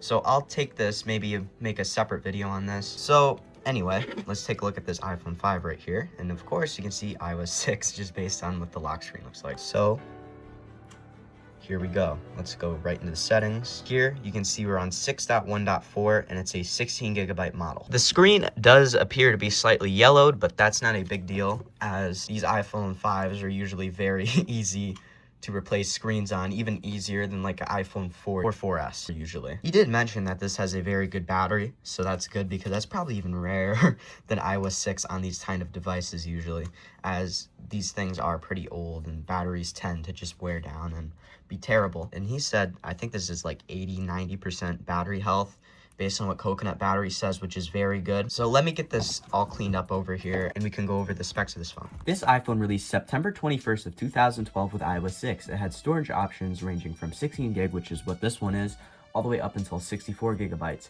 It featured 2 color options, black and slate and white and silver. This one, of course, being the white and silver color. It was the first iPhone to increase the screen size from 3.5 inches on the 4S to 4 inches on the 5. It really did not increase like the screen width because it really only just got taller. It also happened to be the last iPhone to be overseen by Steve Jobs, so his design philosophy of having iPhones fit in one hand still applies to this design. It also featured the brand new A6 chip with a massively better GPU compared to the A5, now featuring 3 cores. The CPU had a minor improvement versus the A5 chip, now being clocked at 1.3 GHz versus 1 GHz on the iPhone 5. It was also the first iPhone to feature 4G LTE technology, which was first seen in an Apple product on the iPad 3rd gen, which came out earlier that year. Front camera is virtually the same compared to the 4S. I can show you. Since they're both 8 megapixels, they're virtually the same size. The iPhone 5 has a tinier camera, very slightly, but if we go look at camera quality, if we look at this poster over here on the 4S versus the 5, it is virtually the same. Like, there's no real difference here other than maybe there being slightly better stabilization technology, as they relatively have the same exact camera, both having 8 megapixels and all of the same technology other than maybe a little bit better stabilization. Now, where the camera really sees an improvement is in the selfie camera. It's very visible here. On the 4S, it only has VGA quality.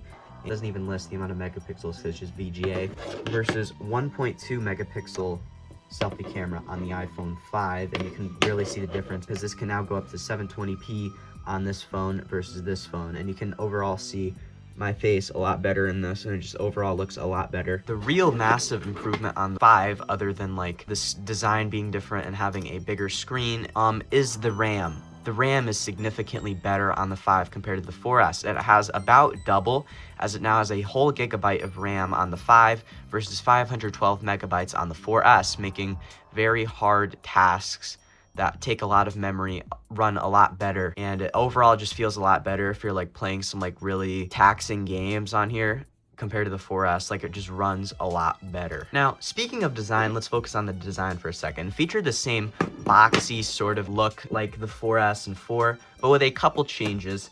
The back is now almost all metal, as you can see here, with some glass cutouts at the top around the camera and down here as well. And of course, it is also a bit taller than the 4S, and it's technically, at the time, was the most thin iPhone that you could get on the market. And if you hold one of these in your hands, you can actually feel the difference. You're going from about 140 grams on the 4S, kind of just feeling like a little bit of a brick in your hand, versus 112 grams on the 5, and it's a significant difference. Like, this thing is super light in your hand. Where it also really does not change is in the buttons. It kind of still has this like ring of metal around the whole device, except now the headphone jack is on the bottom versus on the top on the 4S, which I find a little bit more convenient personally, because if you have it up here, it's kind of awkward. It's a lot better down here when like you're listening to music on one of these. And of course, now we have the semi-modern lightning port. And for the time, this was big because the 30 pin was at least 10 years old at this point, and it was starting to like show its age. Like, if you had like an iPad 3, this would take hours to charge just because of the 30 pin connector, and it would take forever to charge. Like, I have one of these on iOS 5, and God, it takes so long to charge the battery just because of how bad this is. But with the lightning connector, it is a huge difference. And not only that, the charging port is reversible now, meaning it's a lot easier to put in, basically. Now, let's move on to what is so unique about iOS 6 in 2025. Of course, the big elephant in the room here is it is the last iOS version to have the skeuomorphic look. So what is skeuomorphism? Skeuomorphism is a design philosophy that mimics real life. So for example, this like can be seen in the Notes app. If you open the Notes app up, you can see that this looks like a real notepad, and like you're typing on a actual notepad. It has like, even has like all the texture in here that looks like real note. Wish I could show you the Passbook app when it's filled up with all your stuff, but I can't, so I'll just throw an image in here. It looks like an actual passbook is what I'm trying to say here. Same thing with like the newsstand. This looks like a real newsstand, and it gets filled up progressively as you get stuff in here and download magazines and whatsoever. And the whole entire reason this is so special on the iPhone 5 is this whole entire design language was thrown out just a year later with iOS 7, There's a deeper reason why this even happened in the first place, but I need to explain something else first. Also released with iOS 6 came Apple Maps, which was an absolute disaster. I can't really show it off to you because it's currently broken. Maybe I could after when I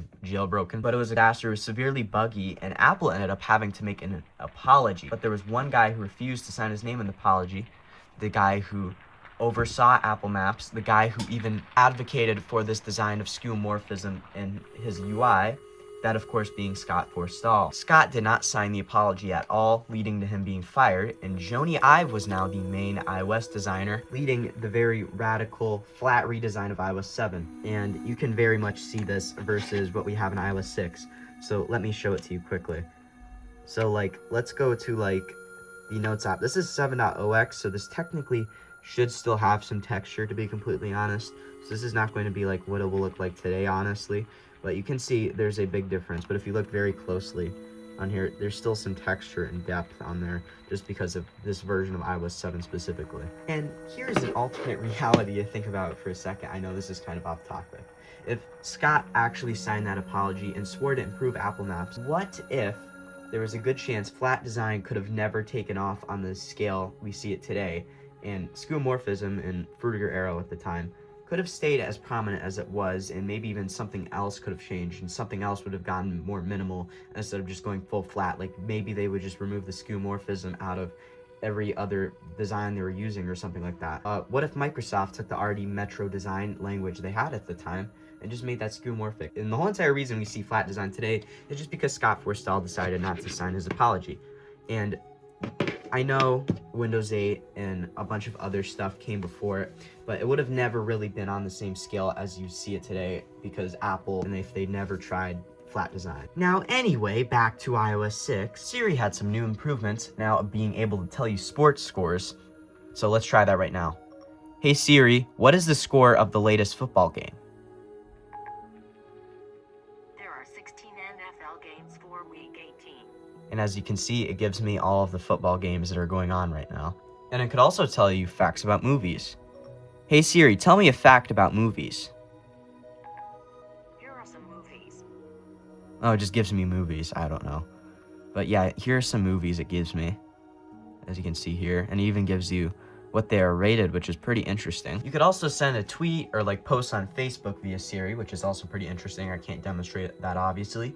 And it is also now available in a bunch of different languages. Facebook was also integrated into iOS, and you can see it right here, and you can like sign directly in here. Passbook app was also added where you could store your boarding passes, store cards, movie tickets, and other stuff. I can't also showcase this because I don't have any of that to put in here. So here's an image of what it would look like. Pretty skeuomorphic. Another thing I wanted to mention about the design of iOS 6 is now it featured some like bluish elements. This can be seen in like the settings app. It also featured like some more dark elements, but you can see it's more like blue on black and white kind of here. You can actually see it in the clock app here, which is pretty interesting.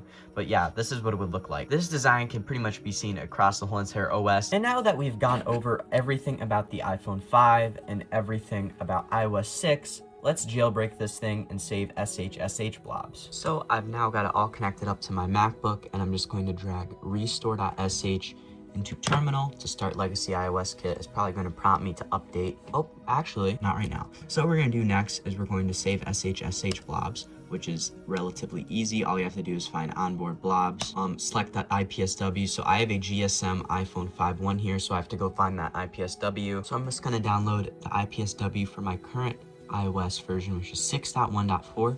I'm just gonna hit download on that. Okay, so next step is we just select the IPSW. And what I do next here is I just hit save onboard blobs. I'm gonna do pwn DFU because I'm not jailbroken. So next I just send it right into recovery mode, which should not take very long to do. It usually restarts and it appears in recovery mode. It's kind of hard to see because my phone's not adjusting to it, but it is restarting. Now I can see the old recovery mode thing right there, and we're just gonna hit yes to continue to put it into DFU mode. So let me do that. Okay. I just gotta keep holding the home button until it pwns itself. Okay, it's gonna try to exploit with checkmate here. Okay. And it should now be in pwn DFU mode. And it's now going to save the SHSH blobs here. And it doesn't appear to have any errors here. So that is a good sign, it looks like, and I don't have to do it again. All right, that is good. Now we're just going to jailbreak with the same exact tool. I'm just going to use the RAM disk method. Yes, I know there is Aquila, but I don't really care. I'm just going to jailbreak it with this method. So also, because I just like doing the RAM disk method, I found it easier here. So yeah, RAM disk method, we're just going to do yes.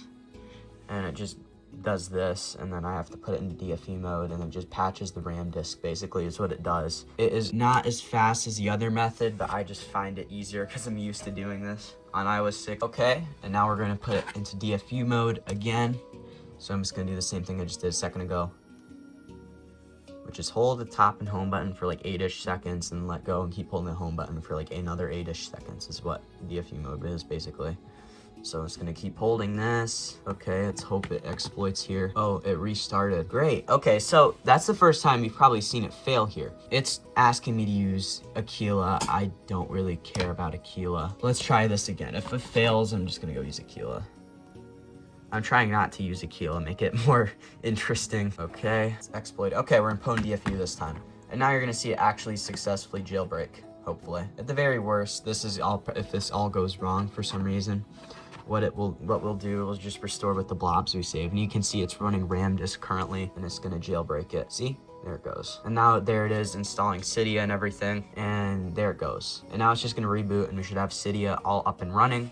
And yeah, I'll probably be syncing some music to this thing and getting some games on here, and I'll come back to you after playing with this device for a little bit, maybe get it cleaned up a little bit because it is slightly dirty. So we'll get that all worked out. But first, let's see if we actually jailbroke before we get into that. Okay, we've booted back into iOS 6, which is a good sign. It looks like we have Cydia. As you can see here, it's preparing the file system for Cydia. This will take a little bit. I'll come back to you when it's done doing this. And as you can see, it just restarted its springboard, and now we're just gonna go back into Cydia here. And there we go. We have Cydia up and running, and yeah. Now what I'm gonna do is I'm going to sync some stuff to this thing, and it'll probably look completely different by the time I'm done with that. And we'll just explore the device a little further. And you know what? Actually, before we do that, I did mention that we were gonna check out Coconut battery quickly before we did that. So let's do that. And also, he did mention that the charging port is a little finicky, but that's not really a big deal. Probably just needs to be cleaned, or at the very worst, we just gotta replace it. So let's check out Coconut battery here and check out what the battery percentage and the manufacture date of this device is before we actually go ahead and explore the device further. So here you can see the full charge capacity is like that, and the design capacity is like that. So that's pretty good, and we can see it was manufactured in mid-2013. So anyway, I'm going to go use this device, sync some music to it, maybe listen to some music on here and stuff. So I'll come back to you, have some games on here to check out as well. And yeah, so I've installed a couple apps on this thing.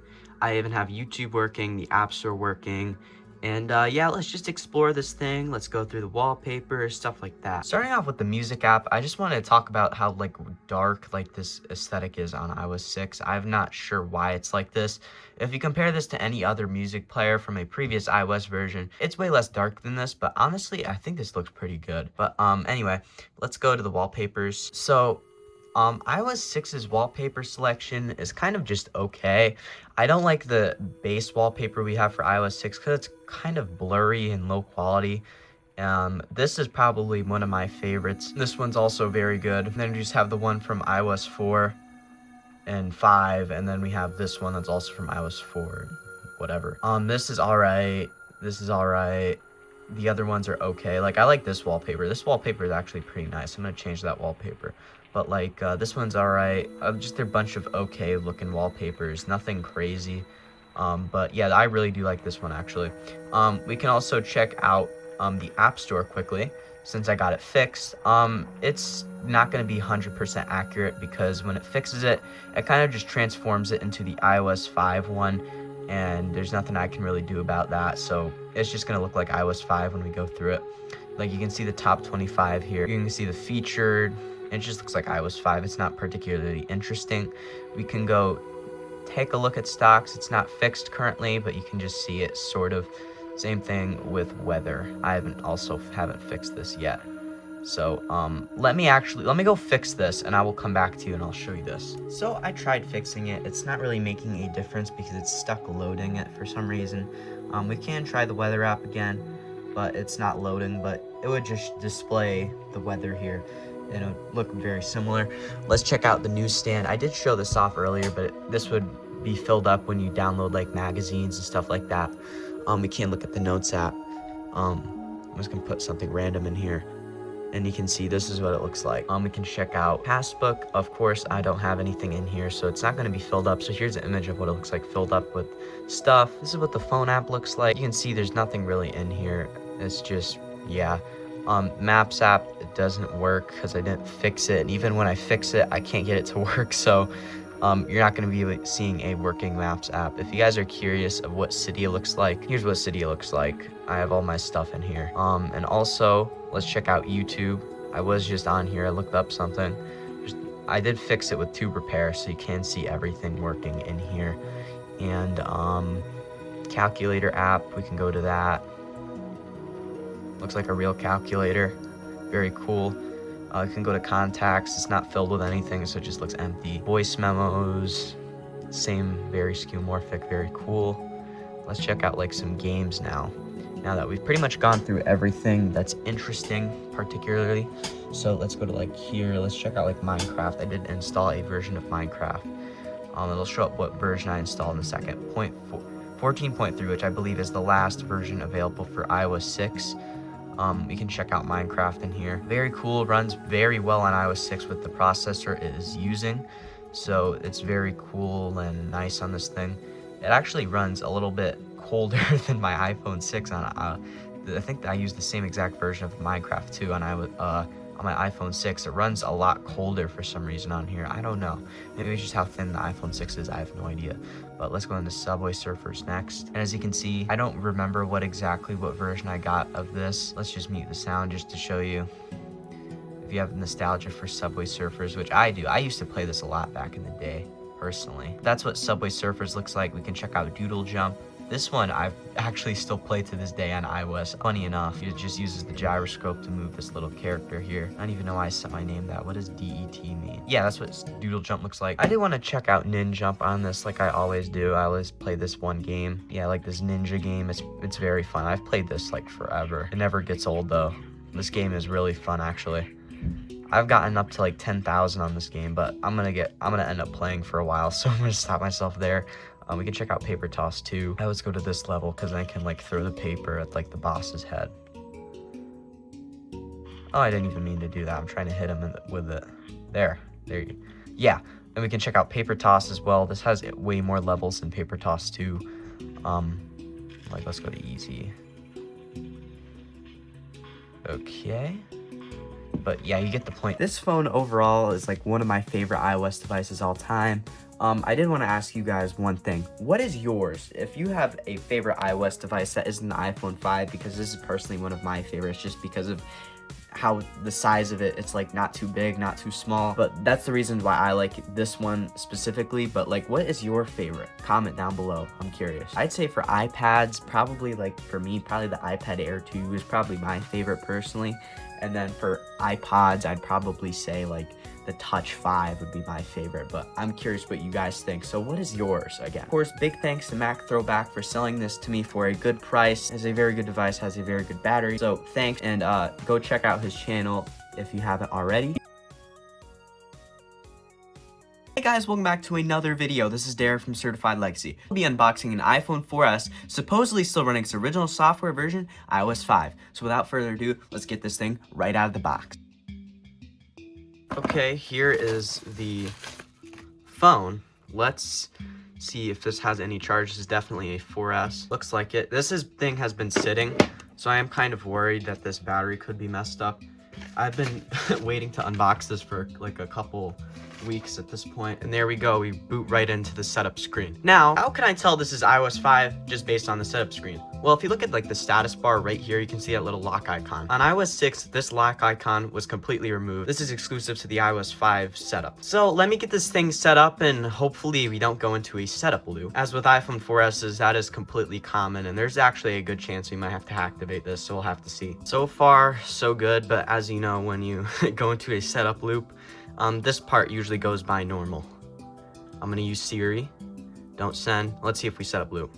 Guess what? We're setup looping. All right, we gotta activate this. I'm just gonna spare you much of the details because this will be quite boring and it will kind of take a little while. So I'll just come back to you when I've successfully activated it and we can go right into this 4S. Also, they left the cable in here and this is genuinely one of the worst looking cables I've ever seen. Also, if you're curious about the process of activating, I will throw in the footage of me doing that after we go over the specs and everything of the phone. And I'll also quickly show you the version number because I can look in Legacy iOS Kit. So as you can see in Legacy iOS Kit, we are on iOS version iOS 5.1. Okay, now the only slightly thing I am kind of disappointed about this thing is that this was supposed to be a 32 gigabyte model, but it is only a 16, but that is perfectly fine. iOS 5 is iOS 5 for these things. These are kind of hard to find, so it's whatever. Now that we have confirmed the iOS version, let's go over the specs of this device.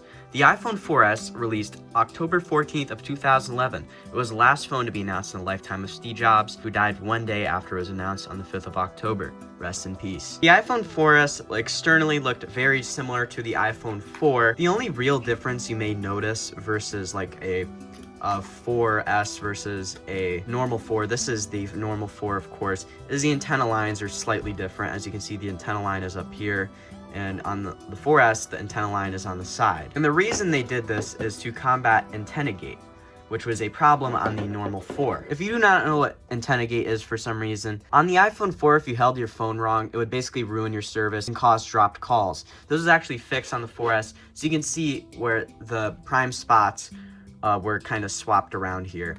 And they basically redesigned the whole entire antenna band design to combat this issue, of course. The 4S now feature the dual-core A5 chip first seen in the iPad 2nd gen, making demanding tasks like games run significantly better versus the iPhone 4. And of course, this having the A5 chipset means that it has the curse of iOS 9 A5, and that is of course the last iOS version that the 4S and any other A5 device can run. It ended up being so slow that Apple ended up being sued.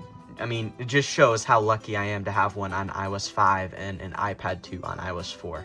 I actually have multiple iPad 2s on iOS 4. Where it also gets a massive improvement is in the camera. This can definitely be seen in the 4S when I'm looking at this iPad 2 right here. You can see it comes up a lot better. And the 4S, by the way, is this one. The reason the 4S has a much better camera is because of it having a full 8 megapixels versus 5 megapixels on the iPhone 4. And this can really be seen in when you're like recording a video. Like, cause now, if I record a video on both of these phones, this one can only do 720p 30, and this can do a full 1080 30, except it's not really focusing on this one. Although the selfie camera is virtually the same. I don't know if you can see me right here, but there's not much of a difference on the iPhone 4 versus the 4S. And yeah, like, I mean, it's slightly better, but they're both VGA quality, so it really doesn't matter. Battery only saw a slight improvement on the 4S, going from 1420 milliamp hours on the 4 to 1432 on the 4S. And of course, they can't really improve that much because they're literally the same exact design, to be completely honest. Now, let's talk about why iOS 5 is so unique on this iPhone. Of course, iOS 5 is the first iOS version that this device ran, meaning it will run faster than like any other version that this device can run, of course. iOS 5 is the first iOS version to feature iCloud, as before it was a massive pain to like sync to iTunes if you wanted music and all your other content on here, or be forced to pay for the buggy and overpriced Mobile Me. Funny enough, Steve Jobs actually admitted this himself when iCloud was announced. You might ask, why should I believe them? They're the ones that brought me Mobile Me. It wasn't our finest hour. Secondly, iCloud was revolutionary because the starting price didn't have a price at all. Yeah, it was completely free. And for Mobile Me, the starting price was about like $99 per year. Apple also included iMessage and was super revolutionary because all you needed was an internet connection to send unlimited text to anyone else that also had iOS 5. So of course this included iPad users and iPod Touch users, which also was revolutionary for the iPad, as on iOS 4, you didn't have this at all, as you can see right here, versus iOS 5 on this iPad 3. Over-the-air software updates and over-the-air setup was also added, meaning you can now set up your phone without connecting to iTunes, and the same with updating, which as on iOS 4, you couldn't do this at all. You had to connect to iTunes. Because if you didn't really have a computer, even like a Windows computer or a Mac or any of that, you would not be having one of these devices at all, or even updating it. If you got it and they activated it at the Apple Store or something like that. The iPod app was also separated into a bunch of its own apps like videos and music, and you can see this here as on iPod All your music, TV shows, and whatsoever are all in this one app right here. Now a very big one, which I have not mentioned so far. Siri was, of course, added, and that was very big for the time. So without further ado, let's check out Siri. Let's try something out. Well, let me actually sync some music to this thing, and then we can try that out quickly. So let's try something right now. Hey Siri, play Aquafina by Blizzy Boy. I don't know if you can see that, but it literally just started playing the music I synced to this thing. Let's ask it some other like questions. Like actually, let's try this right now. How many calories is in a bagel? Searching the web for how many calories in a bagel. And here, of course, this would pull up something like that, and it would do that, yeah. This, of course, was revolutionary for the time because it was like you had your own like little smart assistant in your pocket. And I remember really liking this back in the day, actually. And now, let's check out the one last thing that was really important that they added in iOS 5, that being the newsstand app, which is like if you download like magazines or like newspaper or something, it would go right here. Now, that is all the important stuff. If you want to see everything, I will leave a link for that in the description, as Apple has their own little page of what they added in iOS 5. Also, if you are curious about the battery percentage on this phone, here you go. Now, let's jailbreak, activate, and save SHSH blobs with Legacy iOS Kit. So, the first thing I'm going to do just immediately is I'm going to save onboard blobs before I actually go ahead and activate. So, I'll do that quickly. So, as you can see, I gotta download the IPSW file for iOS 5.1, so I'm going to do that quickly. Okay, so all I have to do here is I have to save onboard blobs, I have to do pwn DFU, I have to send it into recovery mode. I'm now going to have to put it into DFU mode, and then I'm going to have to put this into checkmate in a second, my Arduino. Just need to make sure it actually detects DFU mode, hopefully. Okay, we've done this with DFU now. Now, let me throw this into checkmate, or pwn DFU mode, whatever you want to call it. So all I gotta do here, actually I have two instances of whatever it's called open it. So all I gotta do here is I have to plug this into my Arduino right here, and it's now going to try to do checkmate. I gotta upload the sketch again. Let's hope it actually goes into checkmate pwn DFU mode, because a couple of times it depends. I might have to actually unplug and restart the whole Arduino sometimes. And it looks like I'm gonna have to do that, so I'm just gonna unplug it from the computer, plug it back in, and now hopefully we go into pwn DFU mode and it actually functions. So let's see what it does. Okay, see, you can see that right there. That means it's going into pwn DFU mode, and it should take a second to actually successfully go into it. Now it says done. That means it's done pwning. What I can do is go back here, unplug my USB from my Arduino, plug it back into my computer, and all I gotta do is hit enter. Now it's gonna try to save blobs here. Yep, there it goes. Okay, that was pretty simple. When blobs are saved, and then we're going to, actually it's restarting right now. I'll come back to you when this is restarted, and then we can activate it. So now the next thing I have to do is I have to jailbreak it, because yeah, Gilbert jailbreak. Also, I'll be doing a video on Gilbert jailbreak in a second, so it should take like a second to jailbreak. I only have to put it in DFU mode, hopefully do that kind of jailbreak. So, and it looks like it failed, and as you can see, I actually need to activate this, which is kind of annoying. So I'm gonna have to jailbreak this with RAM disk, which sucks. So I have to go in here, I have to boot SSH RAM disk, which is very annoying. I have to do pwn DFU, I have to send it to recovery mode. So I have to put it into DFU now. All right, now that we're in DFU, I have to pwn it again. So I gotta upload the sketch again, put it back into checkmate or pwn DFU mode. All right, we've pwned it, and then I have to plug this back into my computer. I'm not very happy about this, if you can tell. So I have to go here, I have to hit enter. It's now gonna try to run RAM disk, hopefully. Checkmate A5 is completely annoying and horrible. I hate doing this. As you can see, it's just so tedious to just like boot a RAM disk, and it sucks. All right, actually looks like it can't jailbreak from RAM disk. So what I'm gonna try to do is I'm going to put this into DFU mode, and I'm gonna see if I can get it to register as RAM disk. So, okay, I got RAM disk method to show up, thankfully. So I'm just gonna hit yes, and now I have to go put it into pwn DFU mode. Hey guys, at the very least, I figured that out. I thought I wouldn't figure that out, and I'd have to go ask somebody else on how to actually do that, but it actually seemed pretty simple to get RAM disk to show up. So I'm just gonna have to replug this in so it does its thing. Is now I just have to hit enter, and it's now going to attempt to jailbreak with RAM disk, and hopefully we're going to successfully do this and not have to go and repwn it again and go through the whole entire hassle of doing that. So it looks like it's actually jailbreaking.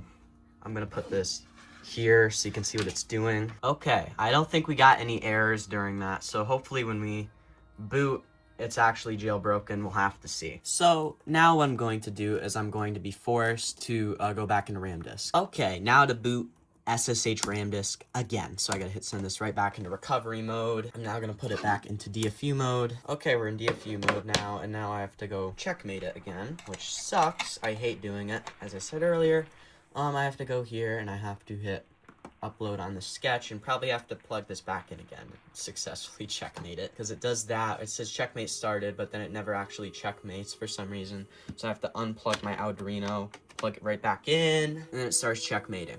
So let me checkmate it. All right, now that we've done that, we can go back here, plug this back into my computer, and just hit enter, and hopefully it successfully checkmates it. Okay, it is. Thank God. Okay, so I'm just gonna connect to SSH. Okay, I'm just gonna put in mount.sh. Okay. All right, I'm now going to connect up to FileZilla. All right, we've successfully connected via SSH to FileZilla. Okay, I have to put this into the remote site right here, which I'll show you. Also, don't follow this as a tutorial. I already did a tutorial on this a while ago when my videos still sucked. So if you are curious about that, I'll leave that in the description. Okay, all I gotta do here is I gotta drop in this lockdown file. And then this one I can just get rid of. I'm gonna download it actually. And then I'm gonna delete it just in case. It's not gonna try to delete it. Hold on. If it's going to, it's not deleting it. It appears. Okay, and then all I gotta do, I think, is I just have to hit exit to go back to the command menu. And then I just gotta reboot it. Okay.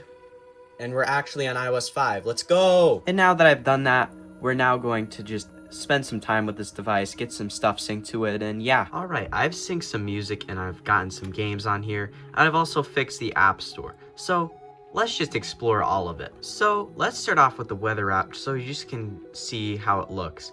So like, we're looking at New York's weather right now. You can see it's 27 there. So you can see where it's at right now. Let's also check out stocks, because I just also happened to fix stocks. So you can see like all the stock markets and everything. Apple Inc. actually went up today.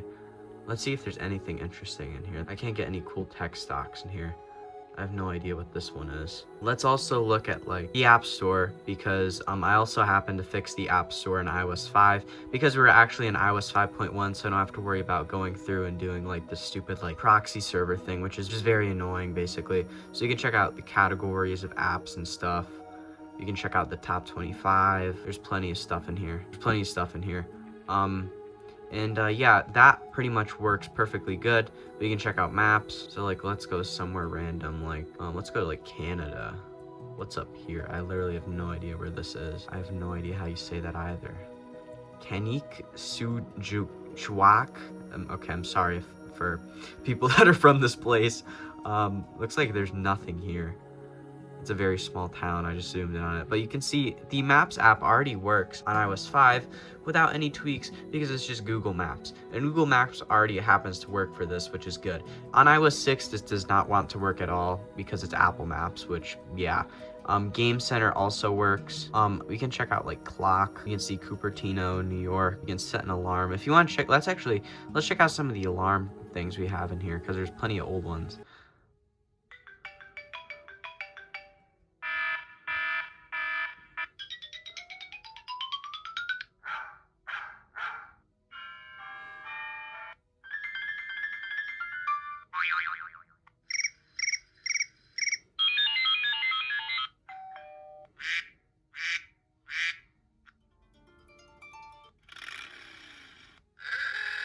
Oh, that's like a meme sound.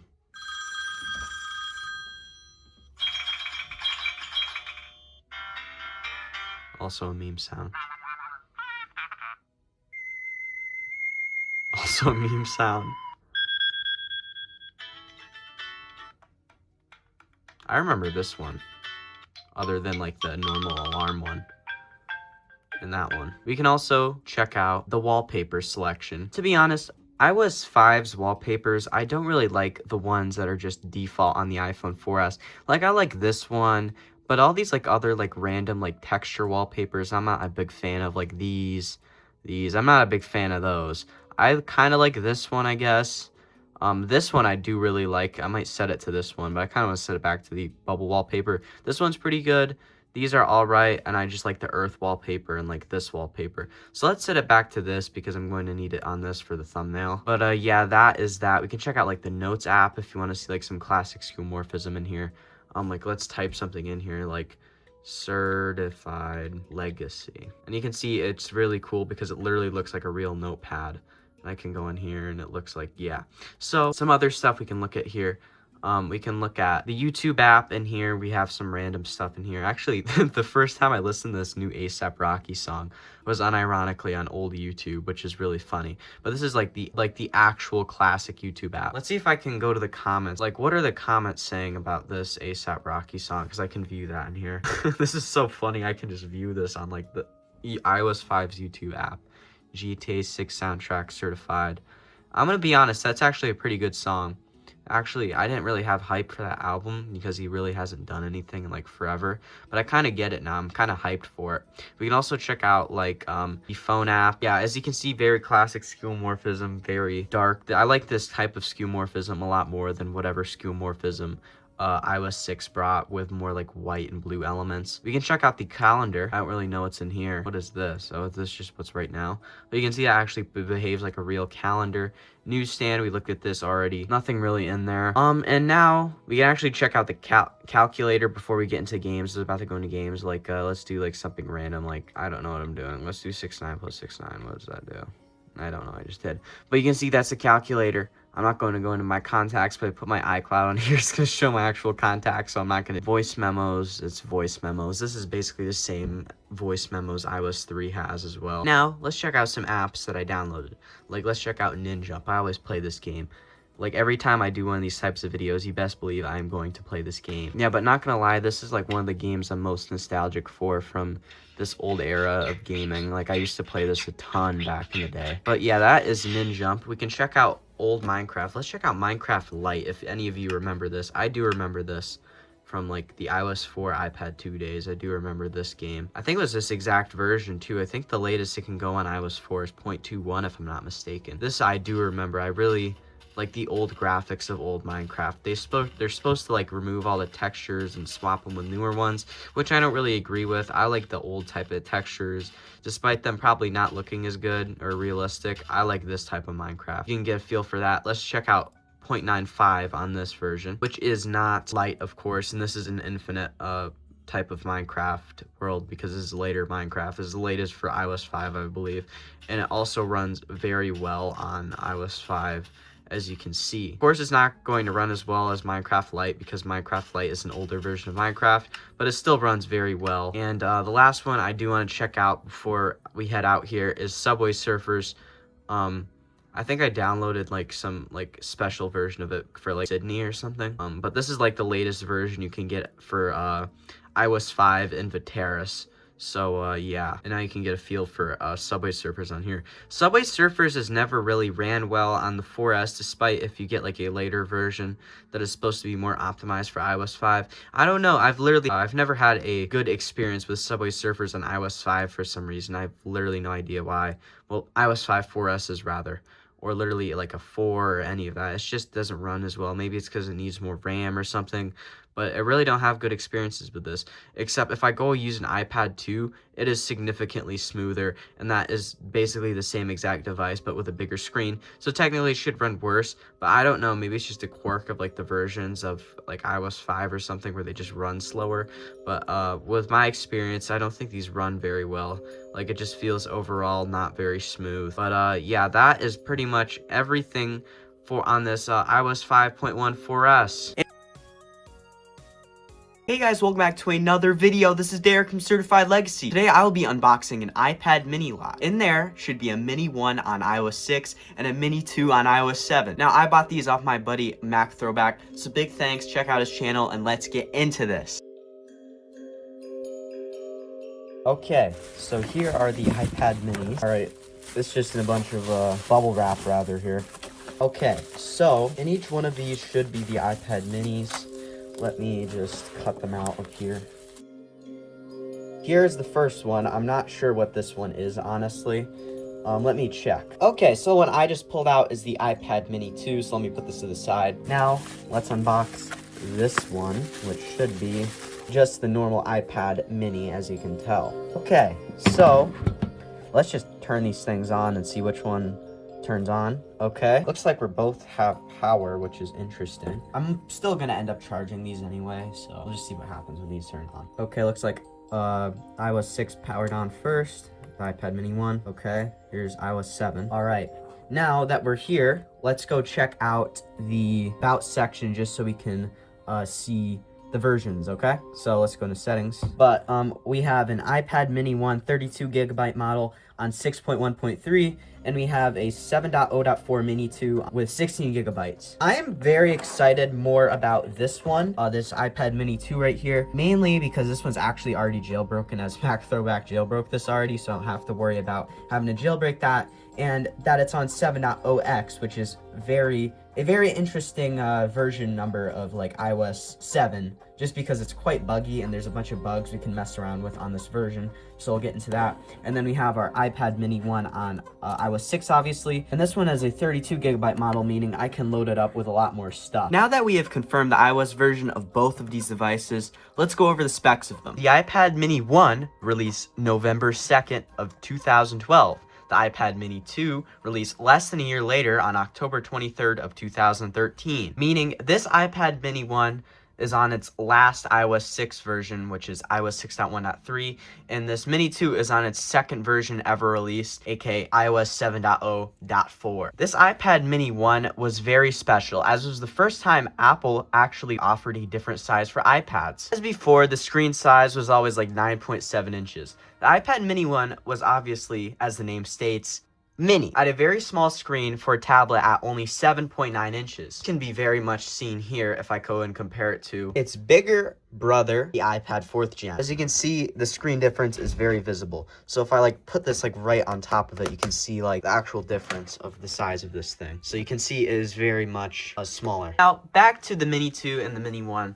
The only like real difference other than the screen size on both these devices is the actual screen itself on here and the internals. So let's get into that now, shall we? The iPad mini 1st generation basically featured the same specs as the iPad 2nd gen and the iPhone 4S, with the dual-core 32-bit A5 chip. And of course, this chip was kind of behind by this time, as we were now on the A6X processor on iPads and the A6 processor on the iPhone 5. Now enter the 64-bit iPad mini 2 with the A7 chip processor. At this time in 2013, this was basically the newest processor that they had, meaning it would basically run significantly better than like literally everything else that was below it, including this mini 1. This was very much needed, as on this iPad it now had a Retina display, which was not featured on the previous generation iPad mini. If you do not know what a Retina display is, it's basically a marketing term Apple uses for high resolution displays, to the point where you can't really distinguish individual pixels at a normal viewing distance. This is very visible if you look at the mini 2 and then you look at the normal mini 1. So let me give you a quick showcase. It may be hard to tell on camera, but look at this music icon and then look at that music icon. This music icon looks a bit more pixelated. Another thing that you may be able to tell is if you look at the percentage on iOS 7 mini 2 and then the battery percentage on the iOS 6 mini 1. Display on the mini 1 came in about 768 by 1024 pixels, and the mini 2 came in about 1536 by 2048, meaning the mini 2 actually has the same amount of pixels as the normal size Retina iPads of the time, which is crazy to think about. But of course, it has way higher pixel density, or PPI, coming in about 324 PPI in the mini 2 versus 264 PPI on both the iPad 3, iPad 4, and iPad Air 1. And another thing that is insane to think about with how ahead of time these Retina displays were, the newest iPad mini from 2024 has 1488 by 2266 pixels, bigger screen of course, and a PPI of 327. So what I'm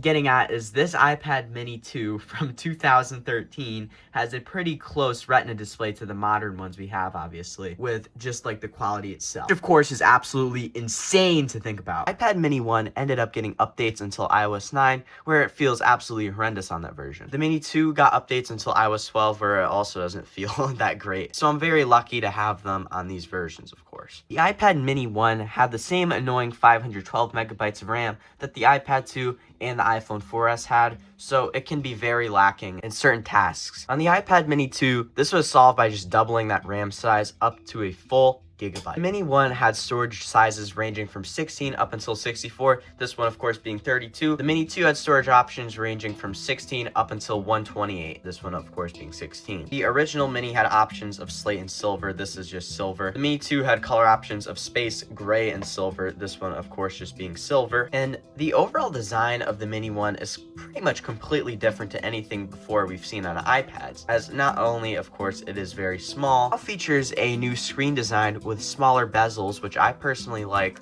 over the massive bezels we see on like the iPad 2 up until the 4. But of course the iPad Air 1 would get this design just a year later, but bigger. I overall prefer this design way more than like whatever the iPad 2, 3, and 4 had. It just feels a lot more natural, and like the screen just overall looks a lot better. And another thing about the design of these devices, the Mini 2 overall feels thicker and heavier compared to the Mini 1, probably due to it having a significantly bigger battery because of the Retina display. And if I go and like hold this feels a lot more lighter compared to this thing, and it visibly is thicker if you like look at it. The camera is pretty much the same on both iPads here, both 5 megapixels, mostly the same features, except on the Mini 2 it now has an option for HDR. The selfie camera is also virtually the same, and there's like literally no difference. They're both 1.2 megapixels. Now onto the battery. As I mentioned earlier, every time a Retina display is added to the equation in Apple devices, usually the battery becomes better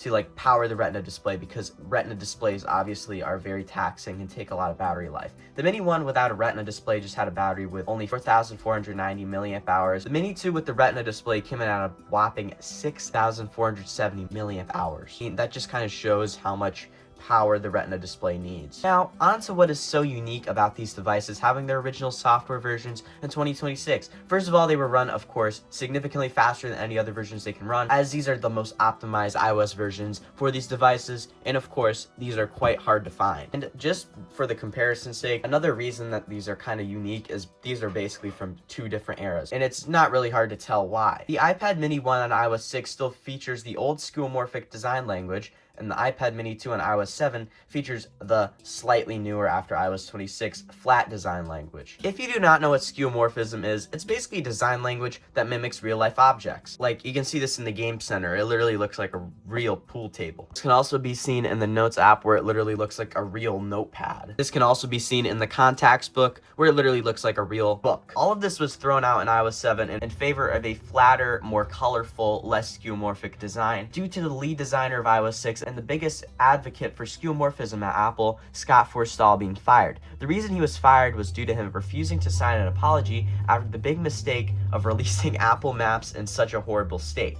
I'll of course throw in some images of the bugs, and a good summary of how buggy the launch state of Apple Maps is. Just look at the Maps icon. It's literally depicting a car driving off an overpass. When Scott Forstall left, Joni Ive became the designer of iOS. Joni Ive was in favor of a very flat and less skeuomorphic approach to iOS. Thus came the radical redesign of iOS 7, and of course it was very radical. It can be seen on the home screen where the icons lack the skeuomorphic touch. Apps like the Game Center I mentioned on iOS 6 earlier, this has no green felt or any pool table mimicking. The Notes app, where it looks very flat, and same in that Contacts app, where it's really not mimicking anything whatsoever. Launch of iOS 7 came to mixed feedback, with some people really liking the old design and preferring it, and some people really preferring the newer design. I overall prefer the old design, if I'm being completely honest, but I do really like iOS 7's design as well. Now, moving on to features, since there's a lot to get to, let's start with iOS 6. iOS 6, of course, added the massive failure, aka Apple Maps, which we cannot sadly view currently due to it not working natively.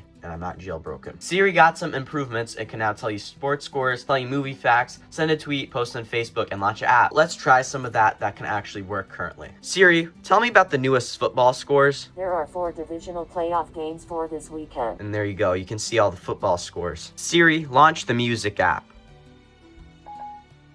There you go. Another thing I do remember from this era was like jokes, like where you could ask Siri to tell you a joke. So let's try that. Siri, tell me a joke. Kid joke alert. What do you get when you cross an elephant and a kangaroo? Earthquakes in Australia. Oh, that one wasn't even really that bad. Let's see if we can get another, because why not? Tell me another joke. I don't get along with car keys. They're always starting something. Yeah, and there you go. The overall design of iOS 6 was also refreshed to have like some more darker elements in the music apps. Let's look at that. This can be seen here as like in other versions of iOS, this would look completely different. This can be seen right here in like the iOS 4 iPod app. The clock app was added to iPad with this unique design that they literally only licensed for 1 year because apparently this is not like Apple's own design. So they had to license it and they literally only used it for 1 year and then they got rid of it with iOS 7. Now let's move on to iOS 7's features. The control center was added, which was a massive step up compared to the bare bones multitasking we had on older iOS versions like iOS 4. You could turn off and on airplane mode, Wi-Fi, Bluetooth, do not disturb. You could adjust the brightness, but you had that on iPads. Access media controls, which we also had, and turn off and on AirDrop and AirPlay. So a massive improvement. It was a huge overhaul to multitasking, making it overall better. When removing apps from multitasking on iOS 6 and below, you would have to go in here and you would have to manually press down on the app and like tap this like little red icon. It's very inconvenient. On iOS 7, all you had to do was just swipe up. You can now easily swap through all the options in camera like video, photo, square. Photos would now automatically organize photos and videos based on time and location into moments. So let's try that. You can see moments for today. You can see I just took a picture of my iPad on iOS 6 and this is not an option. AirDrop was also added and the infamous activation lock, which if you do not know what activation lock is for some reason, well, I'll explain it to you. Activation lock is like a state where the device goes into a state of lock if you have like Find My with an iCloud still on there. Usually after like a reset or something like that. And other than that, Siri just had some like new voices that overall sound more natural. Let's try that. Siri, tell me the newest football scores. There are 4 divisional playoff games for this weekend. It slightly sounds more natural. They're kind of exaggerating there to be completely honest, but you can see the NFL schedule. And overall, that's all the major stuff added to iOS 7. So let's jailbreak this mini one and save SHSH blobs on both devices. So I'm just gonna start with this mini one on 6. So I'm just gonna plug this in, and now I'm just gonna open up Legacy iOS Kit and update it. You know what? I completely forgot this is A5. I have to get my Arduino and use Linux. I'll use this later though. All right, now we got Linux. All I gotta do is just connect up this Arduino. Okay, now what I'm gonna do here is I'm just gonna hit Save SHSH blobs, onboard blobs, and now I gotta download the IPSW file. All right, so I'm gonna download iOS 6.1.3's IPSW file from ipsw.me. Download, I gotta download 2 at once, I don't want that. Okay, I got the IPSW, just have to select IPSW and Legacy iOS Kit. Okay, so I'm gonna select Pwn DFU, it's in recovery mode. Now it's going to put the iPad mini in recovery mode. Okay, we're now in recovery mode, now I have to put it into DFU mode. All right, we're now in DFU mode. Now I have to go open up Arduino IDE and plug this straight into my Arduino, of course. Okay, now I have to upload the sketch in Arduino IDE. I have to unplug this and replug this in. Just because it does this, I have to like restart the whole Arduino every time I do an upload on the sketch for some reason. So hopefully we successfully go into Pwn DFU. We'll have to see. There it goes. Okay, now all I have to do is just plug it right back into my computer here and then go back here and hit enter, and it's gonna try to save blobs here. Okay, looks like we didn't have any errors, it looks like, so that's good. Now I'm gonna go on my Windows computer and jailbreak with Aquila. I honestly don't really feel like screen recording on my computer, so I'll just open up Aquila and I'll just show you the process quickly. Okay, it's now going to reboot and it's gonna install the jailbreak on this iPad mini. And there you go, you can see Aquila's jailbreak thing. Just like that, we're back in iOS 6. I have Cydia on the home screen, so now let's go save blobs on this mini too. Okay, now we can go on our Mac. Okay, so what I'm gonna do here is I'm going to go into Legacy iOS Kit, of course, and I'm going to have to save the SHSH blobs.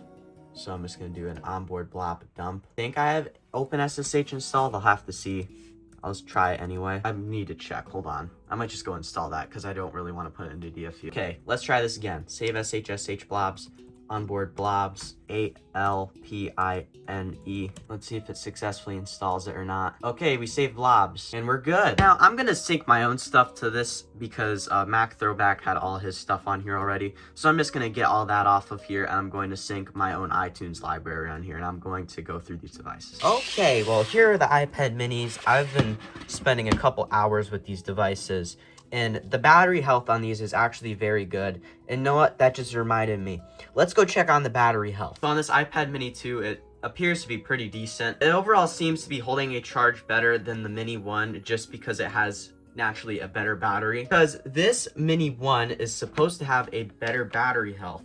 So let's plug that thing in and check it out. And wow, looks like it has pretty good battery health. It's not telling me the cycle count, which is pretty odd, but that's whatever. As you can see, this might have been updated a couple times, so it's all right. But yeah, you can see it has very good battery health here. It's like the full charge capacity is 4,200 something, and it's supposed to be 4,440. So that's why this thing overall has a better charge, just because it currently is at like 5,000 as like the max one. So off with this mini one here, as I've got a ton of stuff synced in here. As you can see, we have some music on here that I synced from my own library. Yeah, we can check out some stuff in here. Let's check out like the App Store, because I did end up fixing the App Store every time I do with all these older devices. I also faked antenna bars. And there's another thing I noticed. It looks like it has the SIM in there is jammed. I usually take out SIM cards just so I don't get like the annoying activation messages every time where it wants to activate the SIM. So I can't really get it out. It's not a big deal. It doesn't appear to be showing up like with those weird messages on this thing, so I'm not going to really worry about it. Since this is the iOS 6 App Store and it's only partially fixed, you'll only get to see like the iOS 5 look kind of to it, so it's not really like particularly accurate is what I'm trying to say. We can check out the clock app. So like you can see the clock app right here. This is like right when it was first added, which on iPads, which is pretty interesting. I love how this looks, to be completely honest. This is like so beautiful. What happened to this? I mean, I like iOS 7, but that's just beautiful. Let's check out the photo booth. I remember this. I used to really like this back in the day. I was very nostalgic for this. So I'm very nostalgic for this. I remember this like thermal camera one. See if I can see myself. I can't show you because my camera, but yeah, you can see how that works. We can check out the notepad. There's nothing in here, but it's just notes. Nothing particularly interesting. I'm not going to go into contacts app because we did that already, and I have my iCloud on here, so it's going to show me actual contacts. You can see the newsstand app. We could check out I don't even think they have Passbook on iPads actually, so I did mention that earlier, but they don't have that on iPads sadly. We can check out some like Cydia. If you're nostalgic for this version of Cydia, we can check out Cydia, why not? So there you go, you can see Cydia. Okay, every time you do like a fix or like a jailbreak iOS 6 on iPads, I noticed this one thing. It sideloads the weather app automatically. So I have a working weather app on here. You can see Cupertino, you can see New York. You can also check out some other stuff on here. There's not particularly much on this iPad, to be completely honest. I did install a couple tweaks. I fixed the game center. Well, actually, I'm not going to show you the game center. We can look at the calendar. What's this today? Yeah, you can see the calendar. The calendar looks very good. I like how the calendar looks on iOS 6. We can check out some games now because this is the type of stuff that I like. So here you can see the Flappy Bird. I'm not good at Flappy Bird whatsoever.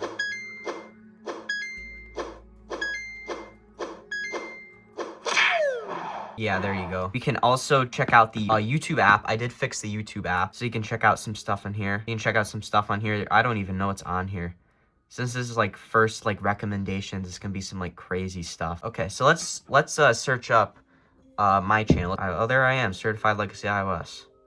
Okay, you can see my old videos in here. See my own content. Hey guys, welcome back to another video. This is Derek from CertifiedLegacy. As you can see, it works. The channel only partially loads, apparently. I can't load activity, but I can see all my videos that I made in here. Can I see playlists? I can see my playlist. That's actually insane. I can see my, why does it say I have -1 on my app preservation? There's one video, I plan on doing a second iteration of that. Maybe I'll do it on this thing and just dump them off of this device because I have no idea if anyone has backups of those. But he clearly does, but they're signed, and I would like to crack them and get them off of there. So maybe I'll do that, I don't know. But you can see my Make the Most Out of series in here. Yeah, it works. YouTube works. Let's check out some games now, since we were talking about that. Let's check out more games. Like, I remember this one from like iOS 8's era. And by the way, I do have an iOS 8 Air 2 unboxing coming soon. Let me turn this off. You can see Jetpack Joyride. I do really miss this game. The one game that I do want to get working at some point is Minion Rush. I know I have to modify the IPA file for it to work. I don't really feel like doing that, but I'm going to do that at some point, because that game, I think I'm just as nostalgic. I might be more nostalgic for it other than like more nostalgic for it than like Subway Surfers is what I'm trying to say there. So I got to get that fixed at some point. But you can see this works. And now I think we've done a good enough time with this device. So let's check out this thing. So I pretty much copied all the same stuff onto this thing, other than like there's some different games in here. because this is just the stuff Mac Throwback left on here when I bought it off of him. So we can check out YouTube as well. Yeah, same stuff like certified leg. No, I don't want to search up certified. Babytron. I actually like Babytron. His music's pretty good. But you can see me. Does this video work? Hey guys, welcome back to another complete beginner. So search it up in Cydia because you don't need a repo for this. Yeah, you can see this works. Might take I'm doing a second iteration to make the most out of iOS 6 at some point. So that's a quick teaser there. We can check out some other stuff in here. We can check out, like, actually, I didn't log into my iCloud on this device, so we can look at the Contacts app. It's nothing particularly interesting.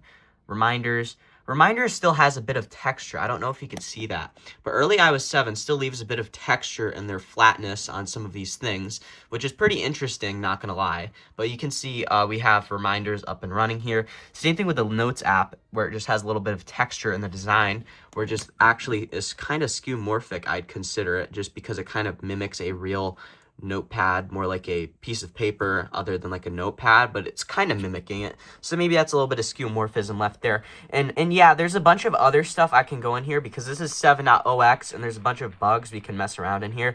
But the one that is really interesting about 7.0x is it has this like square slide to power off. If you're not aware, on later versions of iOS 7, this was replaced with a more rounded off design, which is pretty interesting. We can also check out some of the other stuff in here, like the calendar. Yeah, you can see that works. It's all flat and stuff. And let's check out the App Store quick, and I'll show you the weird bug it will do when you do a gesture where you like the 5-finger gesture to close the app. It's all buggy, so I'll just show you right now actually. Very unnatural, right? I actually got this to try this from a Mac Throwback video, unironically. It was like, oh, I'm just gonna try this now because I have one that I bought from him. But you can see, look. Like, what even is that? That is not how it's supposed to look. I can just show it to you in slow-mo just so you get more of an idea, because like the status bar, or not status bar, whatever it's called, is kind of glitched out. Maybe I have to do this for it to show up. Okay, no, you can see it now. Look at the dock. It's all glitchy. But anyway, yeah, you get the point there. It's quite glitchy. There's some weird glitches in here. But yeah, that's just the uniqueness of 7.0x, why I really like this type of version of iOS 7, because they changed a lot of the stuff in here. Like another one, where you, like, normally on like later versions, this will bounce up if you like do the control center, where it just bounces up. This is just kind of like floats up. It doesn't really bounce or anything. It just floats up the control center. Yeah, another thing that is unique about 7.0x is like this FaceTime and this message icon is a bit more light green compared to like its layer counterparts, which is another quirk about iOS 7.0x. So you can also see the parallax effect in full effect here, where it just kind of floats above the wallpaper when I rotate the device, and it's very cool. Let's also check out Photo Booth on iOS 7, because I can. Thermal camera right here. I don't know what's so hot in here where it's doing that. Oh, it does recognize my LED lights that are hot, which is interesting. Can I see my computer? I don't know. I have no idea if that's even accurate, to be completely honest, the thermal camera. I'm just like showing it to you. I have no idea. We can check out Newsstand. Nothing's in here, but it's there, so there's that. We can check out some games now. We can check out Minecraft. I did not show Minecraft on iOS 6 earlier, so let's go here. Let's check it out. I think this is like a later version of iOS 6. Later version of Minecraft that's meant for iOS 6, because I couldn't get the iOS 7 one to install properly. Probably because the IPA file was broken or something. But you can see this is working flawlessly. It's a little bit not as smooth near like the tree line, but yeah. And yeah, there's one more thing I need to check out. Can I beat Mac Throwback's score in Flappy Bird? He has a score of like 44, and I'm horrible at Flappy Bird. I'm gonna give myself 3 attempts to get past 44.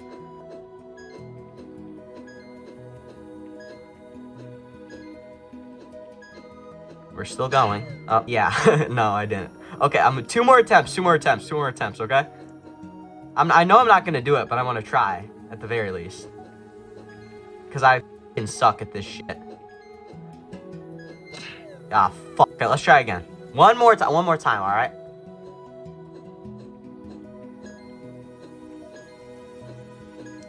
Come on, we're still going. I just want to get past 10.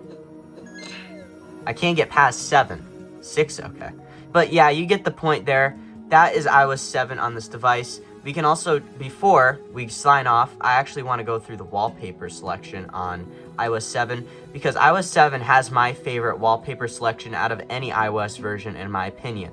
I really love the default one it provides, like this blue wallpaper. This wallpaper is pretty good as well, like a bunch of space theme ones. This was the one my dad used back in the day, so I really like this one. This one I do remember. This one I don't. This one I had on my iOS 8 iPad Air 2 back in the day. This one's also pretty good. So is this. I really like this ocean wallpaper that was carried over from the iOS 5 iPad 3 into iOS 6, and then from iOS 6 all the way up until like iOS 8. I believe this was still available in this wallpaper. Same with this ocean wallpaper. This one I first came out in like iOS 3's iPad 1, I think. I do really like this other ocean wallpaper. I think I'm going to set it to this one actually because I really like it. We can check out this. This wallpaper is also very good. That was also on iOS 8. And these other ones are just a bunch of abstract type of ones, which I don't really like, to be honest. Those are the ones I don't really like in iOS 7 because I'm not a big fan of like abstract type wallpapers, but they're still pretty cool. So let's check out ringtones and then we'll sign off here. Okay, let's go through the ringtones. This is the default.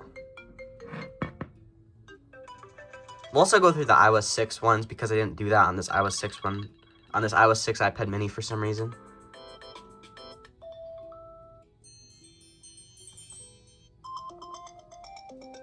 I remember that one. I do like that one.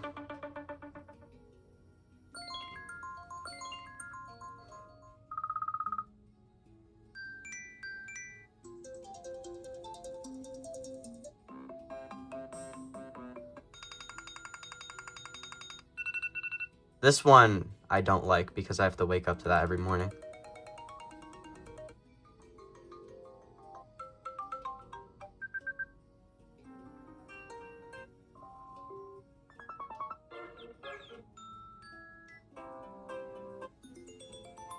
And now let's go through the classics just because I skipped over that unintentionally on iOS 6, so we'll just go through it now.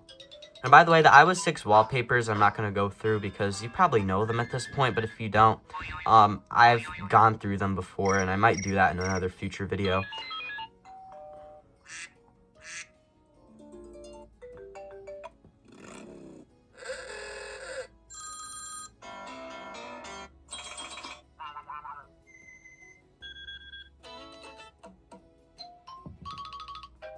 Alright, those are the iOS 6 and 7 ringtones for you, and yeah, big thanks to Mac Throwback for making this video possible. Check out his channel, it'll be in the description. Today, I will be unboxing and supposedly open box iPad Air 2 running its original software version, iOS 8. So without further ado, let's get this thing out of the box. Alright, no need for any eBay seller packaging, of course, except they did put like bubble wrap on the device, so I'm just gonna have to like pull this out because the pull tab is all messed up, of course, because they just took the plastic wrapping and put it back on here. So yeah, let's just take this out of its thing here. Of course, you do have the gold color, and this definitely is in open box condition. There's no scratches whatsoever. It is slightly dirty, but other than that, it looks very good. Now, without further ado, let's get this thing powered on here. As this powers on here, we can take a look at some of the accessories they got in here. Looks like we got like some like paperwork in here. They might have taken some of this out. Looks like that is like the iOS 8 home screen here. That actually is powering on in the back, you can see. Yeah, you can see the stickers and everything.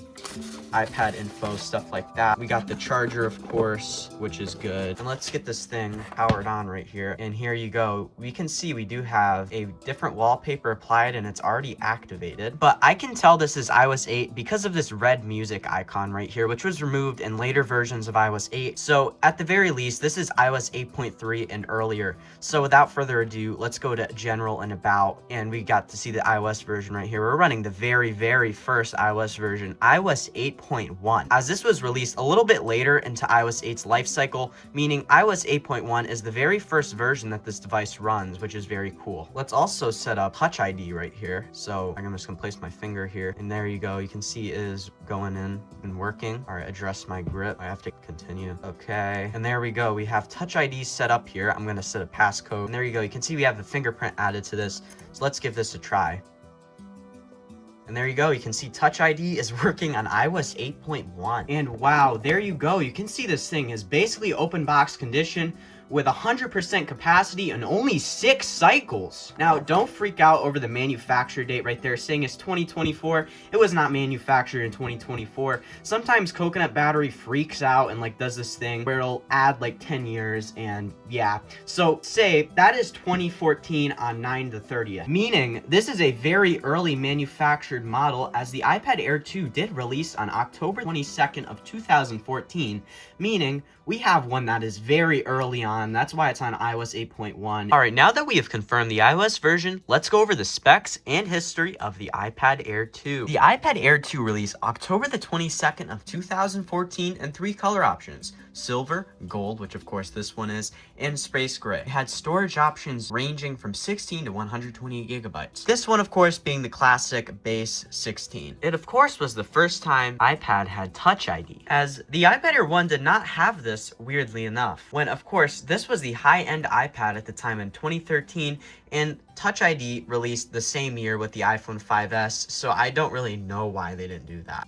And overall, it feels pretty good in my opinion. Okay, just for reference, the one on the bottom is the Air 2. The overall design of this iPad Air 2 is much thinner compared to the standard iPad Air. It may be hard to show over video, but a big giveaway is looking at the speaker design on the iPad Air 2 versus the iPad Air 1. On the iPad Air 1, it just overall looks a lot more thicker. If it's kind of hard to tell. As you can see, it has 2 rows of speakers and grates or whatever. On here, it's just 1 row, and overall just kind of does look a bit thinner. And if you hold this in your hand, you can definitely feel the difference between the iPad Air 2 and the standard Air 1. But in technical terms, the iPad Air 2 is about 0.24 of an inch, and the Air 1 is about 0.29. The speakers also overall seem to be significantly louder on the iPad Air 2 compared to the iPad Air 1, to the point where it almost feels like when you play something on like full loudness, the entire iPad just kind of vibrates, which I'm not going to be able to show you, but like it's just like very unbalanced audio wise on this iPad Air 2, which I'm not really sure why. Maybe it has to do with how thin it is and this thing just being thicker, but I do know this has way louder speakers compared to the iPad Air 1. So this iPad also now featured the triple core 88X chip with 8 core graphics and 2 gigs of RAM. This future-proofed this device all the way up until iOS 15, where recently it received a new update for iOS 15.8.6, which is absolutely insane if I'm going to be completely honest. To show how huge of a performance jump this was, let's compare it to the iPad Air 1. The iPad Air 1 had the standard dual-core A7 chip with quad-core graphics. So saying this device is powerful is kind of an understatement for the era this released in. The display also featured a laminated display for the first time and an anti-reflective coating. If you do not know what any of this means,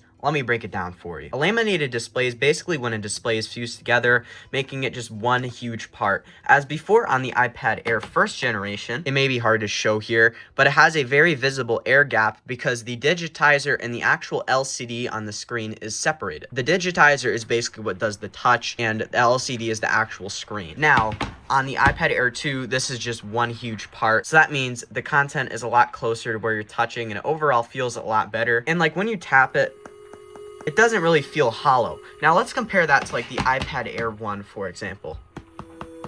Sounds a lot more hollow, doesn't it? Now, what is an anti-reflective display? Well, the name speaks for itself. It is basically a display with a coating that basically removes any reflection hitting it, and it is very visible. So let's compare that to like the iPad Air 1 right here. And there you go. You can see this thing is actually a massive mirror. This is not even close. And then we go look at the iPad Air 2. It does kind of give it a more tinted and like less reflective look. Now, the weird thing about these features is that it's not a mainstay on like iPads for some reason. The latest base iPad 11 lacks a laminated display and a anti-reflective coating. Now, higher end iPads do have this feature, but I'm not sure why the base models do not. It should not be that crazy of a cost jump, but we all know obviously this is just a way Apple can like justify pricing these things higher and like paywalling it to a higher price point. The front camera got a slight improvement on this iPad, now featuring a 8 megapixel front camera. The iPad Air first generation had a 5 megapixel front camera, but the selfie camera was virtually the same to the iPad Air first generation. Now, onto the battery. The battery on the iPad Air 2 had to be scaled down even further to have such a thin design, like what the first generation iPad Air had to do when it launched, with about a 1260 milliamp hour decrease on this iPad Air 2 compared to the iPad Air first generation. Now, let's get into iOS 8. Since we, of course, have a very early version of iOS 8, this means we do not have Apple Music and we just have the classic music app. As on iOS 8.4, Apple added Apple Music, and it got this more like white music icon compared to the red music icon we have on iOS 8.3 and below. For iPhone, the health app was of course added, where you could track your like health and fitness data in here, as you can see. The camera app got some improvements like time-lapse mode, as you can see right here, where you could capture time lapses,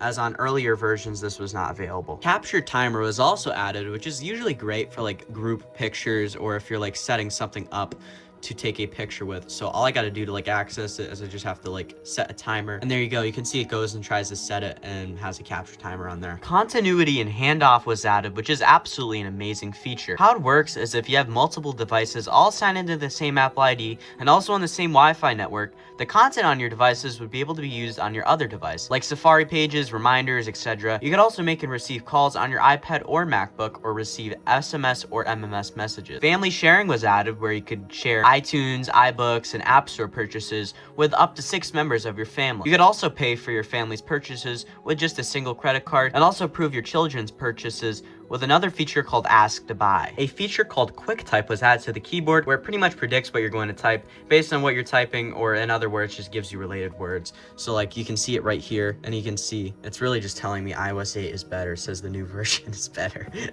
But yeah, you can see kind of just predicts what you're going to type. This does not exist on iOS 7 or earlier, and it kind of just sucks to type on these versions once you've tried Quick Type. A feature called Interactive Notifications was added. On iOS 7, if you just tapped or tried to hold on a notification, it would just bring you right into the app. iOS 8 made notifications interactive, and you could perform actions without actually opening the app. For example, for like iMessage, you could reply to messages right from the notification center. You could also do stuff from the notification center on third-party apps that are of course supported. Spotlight search would now display stuff from Wikipedia entries, places nearby, movies, popular websites, App Store, iTunes Store, and iBook Store. So I just searched up Yeet Age, and there you go. You can see search Wikipedia is right there. Now let me quickly show you Siri, since it still works. Siri, what is the weather in Los Angeles?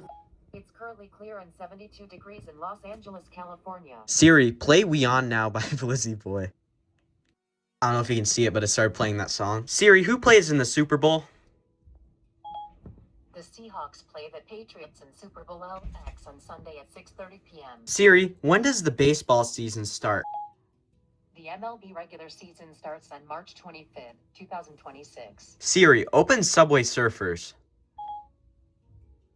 And there you go. And yeah, there you can see Siri is working very well, actually. Now let's just explore the device a little bit further. The first thing I want to show you is the App Store, as the App Store on iOS 8 is the earliest App Store that still natively works to this day, meaning I can download apps from the App Store. But of course, I'm just going to sideload because it's a lot easier and a lot more convenient than going on and using the App Store. But you can see everything is loading very well in here. And funny enough, you can see the crappy Keynote liquid glass icon. Let's take a look at iBooks here, as this should load perfectly fine. And we can see all the books are loading up well. And yeah, let's take a look at Newsstand. There's not going to be anything in here, but you can see it's there and it's working, sort of. Let's take a look at the iTunes Store and see if anything loads up here. And it looks like it. And looks like it's loading pretty well, actually. It even shows me the 2026 Grammy winners, which is actually pretty cool. I did not know it would be doing that, but yeah. Let's check out the clock app. I always like looking at the clock app.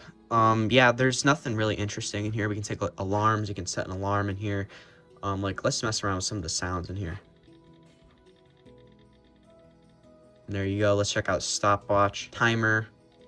Next, let's take a look at the wallpaper selection for iOS 8. As iOS 8 has some of like my favorite wallpapers, I think I do like iOS 7's a little bit more, if I'm going to be completely honest. And majority of the ones I like from iOS 8 are actually iOS 7 wallpapers, like this one, these ocean wallpapers, this galaxy. But it's not saying that like this isn't good, or this isn't good, or this isn't good, or this isn't good. So like, let's take a look at this. I believe this was used in the iOS 8 beta. We can take a look at this one, but they're there. We have some like galaxy options. This one actually looks pretty cool. We have some like flowers, like the moon. This one, I think I saw this in my iOS 9 SE. I didn't know this was carried over, but that's pretty cool. And there's a couple of others in here, like this leaf one. And then there's just some like abstract choices in this device, like this one, which I don't hate, but I'm not a big fan of abstract ones. I think I'm going to switch it to the one the seller had on here, which is this one, as I do like this one quite a bit. And this was the one I used back in the day on my iOS 8 iPad Air 2, which was actually like my very first Apple device, ironically enough. Let's take a look at the photo booth app. As I always do, look at the photo booth app, and you can see all the options they got in here, like the mirror, normal, light tunnel, all this stuff. Like, yeah, you can see it's working well. You can see the very transparent classic reminders application, which I really like how that looks. We can take a look at maps, which maps still not loading for me on iOS 8. I believe you have to have iOS 9 and later for maps application to actually load in my experience. We can take a look at the camera app, and you can see all the options they got here, like photo, video, slow-mo, time-lapse. Go all the way back down, you got pano, which I didn't even know they have this on iOS 8, which is pretty interesting. And yeah, that's that. And now let's look at some other stuff quickly before we get into these applications. Let's quickly take a look at the music application, and we can see it is working very well, and I don't think this wouldn't be working well, to be honest. I mean, I did sing all this with iTunes, as that's the better method than like going on the iTunes store and like downloading stuff and buying, going to be completely honest, because I'd rather just get it off of iTunes and sync. But yeah, and now let's take a look at like some games in here. I always check out Minecraft, as this is like one of my favorite games to play on iOS 8 back in the day. I got an earlier version of Minecraft for more nostalgia reasons, obviously, but we can see it runs very well with the insane processing power of the iPad Air 2 for this time period. And yeah, there you go. You can see Minecraft is up and running there. And there's one I did want to take a look at and just to mess around with, because this game is technically optimized for iOS 4.3, and I know it's just going to run insane on iOS 8. And this is Minecraft Lite 0.21, which is a very old version of Minecraft, which was technically the free version of Minecraft back in the day.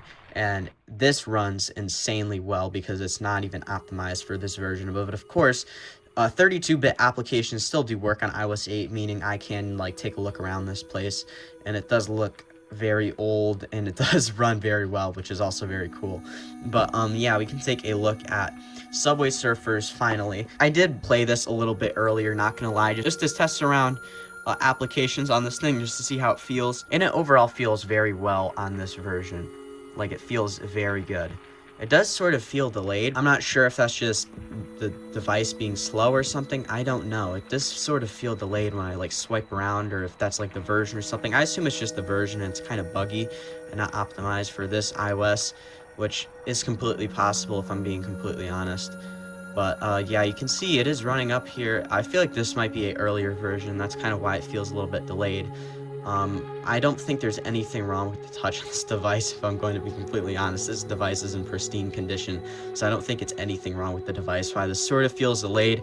But yeah, anyway. And yeah, anyway, that's that. Let's take a look at YouTube finally. And I did load up a song on here, so you can see this is working very well here. And I pulled up a song, so yeah, you can see everything is loading well. We can click on another song. It does take a little bit for it to work. Like, it usually throws playback errors. That one did not throw a playback error. I've been playing a lot of this Ocean Gang stuff recently. I actually really like this guy's music. But yeah, anyway. Yeah, that's the old YouTube app. If you're curious about what Cydia looks like, before I show you the jailbreak process, this is what old Cydia looks like on this version. And for some reason, it's throwing errors. But anyway, you can see it is loading up very well here. We can see all my installed stuff on here. And yeah. Now here is the jailbreak process. Make sure to stay around to watch this part of the video. It's quite interesting. Okay, so I'm gonna plug this right into my computer right here, into my Mac, into Legacy iOS Kit to save my SHSH blobs, of course. Drag restore.sh into the terminal. Okay, I'm gonna hit update. Okay, I'm gonna drag it right back into the terminal. So I'm gonna go do save SHSH blobs. It always does this. I try it anyway. Yeah, this is like the annoying method that like doesn't work, that I have to like be jailbroken for, but you know, it's safer to do this before jailbreaking, just in case you have some sort of like, so even in the future, if someone figures that out, a way to restore back is what I'm trying to say. So I'm gonna try to use the normal SSH RAM disk to save the blobs, because there's always a chance on 7 and 8 that it doesn't boot when you use, because it uses a later SSH RAM disk. I thought I broke my last iPad Air 1 with this, but we're gonna try it anyway, so I'm just gonna hit yes, and it's now going to boot the annoying RAM disks, whatever, and does what it does, so I'll come back to you. Okay, so I'm going to send the device to the recovery mode, so it's now going to do this. This will take a second, and I'll show you when it does. It's gonna reboot. Okay, now I'm going to put it into DFU mode, so let's do this. Okay, just gotta keep pulling the home button here. Okay, it's now going to try to boot RAM disk here, so I can dump the SHSH blobs. So let's see what it does here. All right, and all I gotta do here is I just have to hit dump blobs. Blobs should be dumped, so just hit reboot on the device. And let's see if it actually successfully boots. Because every time I boot these RAM disks, there's always a chance something goes wrong either way. So it just went to recovery mode. So let me just hit exit on it. And if I'm stuck in recovery mode, we just boot back into a different RAM disk. And so far, it looks like it's booting, which is good, because usually it would just leave a black screen or not boot at all by this point. So let's see if it boots back into iOS 8 or not. Okay, we booted back into iOS 8 with no problem. All right, so the next thing I'm going to do is I'm going to sideload WTFIS to this thing, and then I'm going to show you me jailbreaking it, because I don't really want to go through the process of showing you me actually sideloading WTFIS, because it's going to show my Apple ID and everything. So I'm just, yeah. Okay, I've now siloed the jailbreak application. All right, this is the real moment of truth. There's a high chance this thing just gets bricked. So let's see what it does. Let's hit go. Hopefully we don't boot loop. Okay, I think we booted, and I don't think it jailbroke it. I don't see Cydia. So I ended up getting it to load, but I think there's something wrong with this, because I had to put in Cydia : / into the browser for this to even open. So I think there is a fix I need to do. So let me try that. Okay, so I did just install a jailbreak app icons fix from Luke ZGD's repo, and it did crash upon doing like a complete upgrade in Cydia. So I'm hoping this works. Okay, and there we go. I think we have Cydia on the home screen here now. And yes, we do. Okay, that is a very good sign. I just want to make sure everything installed here. Okay, on the complete upgrade, everything looks to have installed, so that is good. And yeah, that was a very scary jailbreak process. Hey guys, welcome back to another video. This is Derek from CertifiedLegacy. Today I will be unboxing an iPad 2 running its original version, iOS 4. And it's a very special version of iOS 4. It's iOS 4.3.3. And if you do not know why it's so special, it's the only version of iOS 4 on the iPad 2 that have a fully untethered jailbreak. So, yeah, let's get this thing right out of the box. I'm very excited for this, because not only it's 4.3.3, it has a higher storage capacity. It's 32 gigs. And the other one that I have already is only 16. So it kind of sucks on there, so I got myself a 32 gig for only $40. So let's get this thing right out of the box. Enough yapping. One thing I'm concerned about with this iPad is the seller told me that it has issues charging, where it says it's not charging, but it's actually charged, and they reset it. And you know this is A5, so there's a chance this will not activate. So let me see if we get this thing activated. I got it out of its outer wrapping, and there's more wrapping. Okay, there's the iPad. It's in all right condition. Okay, we're actually already powered on in the connect to iTunes screen. Let's check out if this has a not charging issue. Wow, it does not. Thank God. Oh my God. Okay, let's get this thing connected up to iTunes. Okay, just set up his new iPad. I think it activated. Let's go. Let's get straight into the specs. The iPad 2 was announced March 2nd of 2011 and released on the 11th. It was the first time the iPad had a camera, which obviously was very revolutionary for the time. It also had a very thin and light design compared to its predecessor, the iPad 1. It may be hard to tell on camera, but this thing is much thicker and heavier compared to this thing. The iPad 1 also has this weird type of design where it's like sticking up, and it doesn't really sit well on tables, as you can tell, and it kind of just moves around and like spins around if you like slightly move it.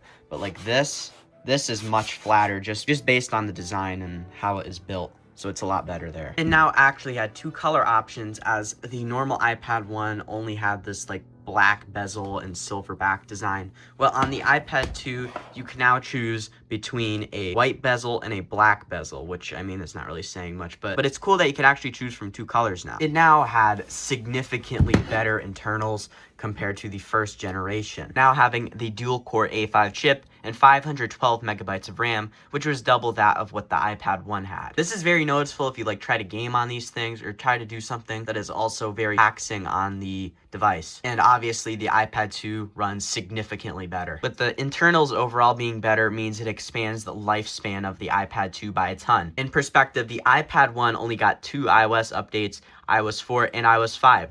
This got updates all the way up until iOS 9, which up until the iPad Air 2 was the record amount of major iOS updates an iPad got. But of course, that does not mean that iOS 9 doesn't run terrible on this device, because it absolutely does, and probably should have stopped at iOS 8 if I'm going to be completely honest. Now, back to the camera. The iPad 1 had no camera whatsoever, obviously. But not only did the iPad 2 get a selfie camera, it got a front camera as well. That's not saying much though. The camera on the iPad 2 is still absolutely horrendous, and it really doesn't look good here either. With sub-megapixel quality, the highest megapixel was the front camera at a 0.7, which at the very least could do 720p, but it really does not matter because nobody takes like pictures or videos with iPads anyway. By the way, I had to put this here so it stays. The screen size was exactly the same at both 9.7, and both had non-retina quality displays, which it overall does sort of look better on the iPad 2, but they literally have the same exact quality, so yeah. And the battery on the iPad 2 had a slight improvement at 6930 milliamp hours versus 6600 on the iPad 1. And it may not seem like with other like the camera and stuff like that and the battery and the screen that this is not much of an upgrade. The real upgrade with the iPad 2 is just the overall design, as it feels a lot better to lug around if you're like taking this somewhere compared to like the iPad 1. And it overall is just much faster, so that's why this is such a great iPad in my opinion. Now, why is iOS 4.3.3 so unique? First of all, iOS 4 is the first iOS this iPad 2 runs, and of course that means it is quite hard to find. And since it's the first iOS it runs, means it will run significantly faster than any other iOS. It can run higher than this. Now, why specifically 4.3.3? Well, if you are a jailbreaker like me and love jailbreaking iOS 4 on the iPad 2, it is the only iOS version that has a fully untethered jailbreak with Jailbreak Me Saffron. Because if you know, you know. iOS 4 is overall hard to jailbreak, but when like iOS 4.3.3 released, it had an exploit where if you opened a PDF file on Safari, it could run code to jailbreak. This was only on this specific version of iOS 4, and anything that came before and after did not have this. Quite recently, there was an attempt to make every version of iOS 4 to have an untethered jailbreak on the iPad 2 by Gilbert Jailbreak, but ended up being way too hard to make it work without breaking the whole entire operating system and making it completely unusable. So that is why we only have a semi-tethered jailbreak on any other version of iOS 4 on the iPad 2. And people will usually pay a pretty penny for anything other than 16 gigabytes, and I got this for 40 bucks, and it's 32, so that is absolutely amazing. So anyway, that's a little backstory on why I love iOS 4.3.3 on this iPad 2. Now, let's get on to the features that iOS 4 added. App folders were added, as on iOS 3, this was non-existent. Because on iOS 3, this is like completely insufferable to just have to scroll through pages to find whatever app you're doing, when you can just go on iOS 4 and just drop in a folder of whatever you're trying to organize, and it's just overall a lot better, and I don't know where we would be without this today. Now, on to multitasking. Multitasking was added, which is basically the predecessor to Control Center in iOS 7. On iPhone, it really did not have as many controls as on iPad, which sucks, but of course we have an iPad to test, so it's good. You could change the brightness, which I need to overstate how annoying this is on iOS 3. I open this, I go to find brightness and wallpaper,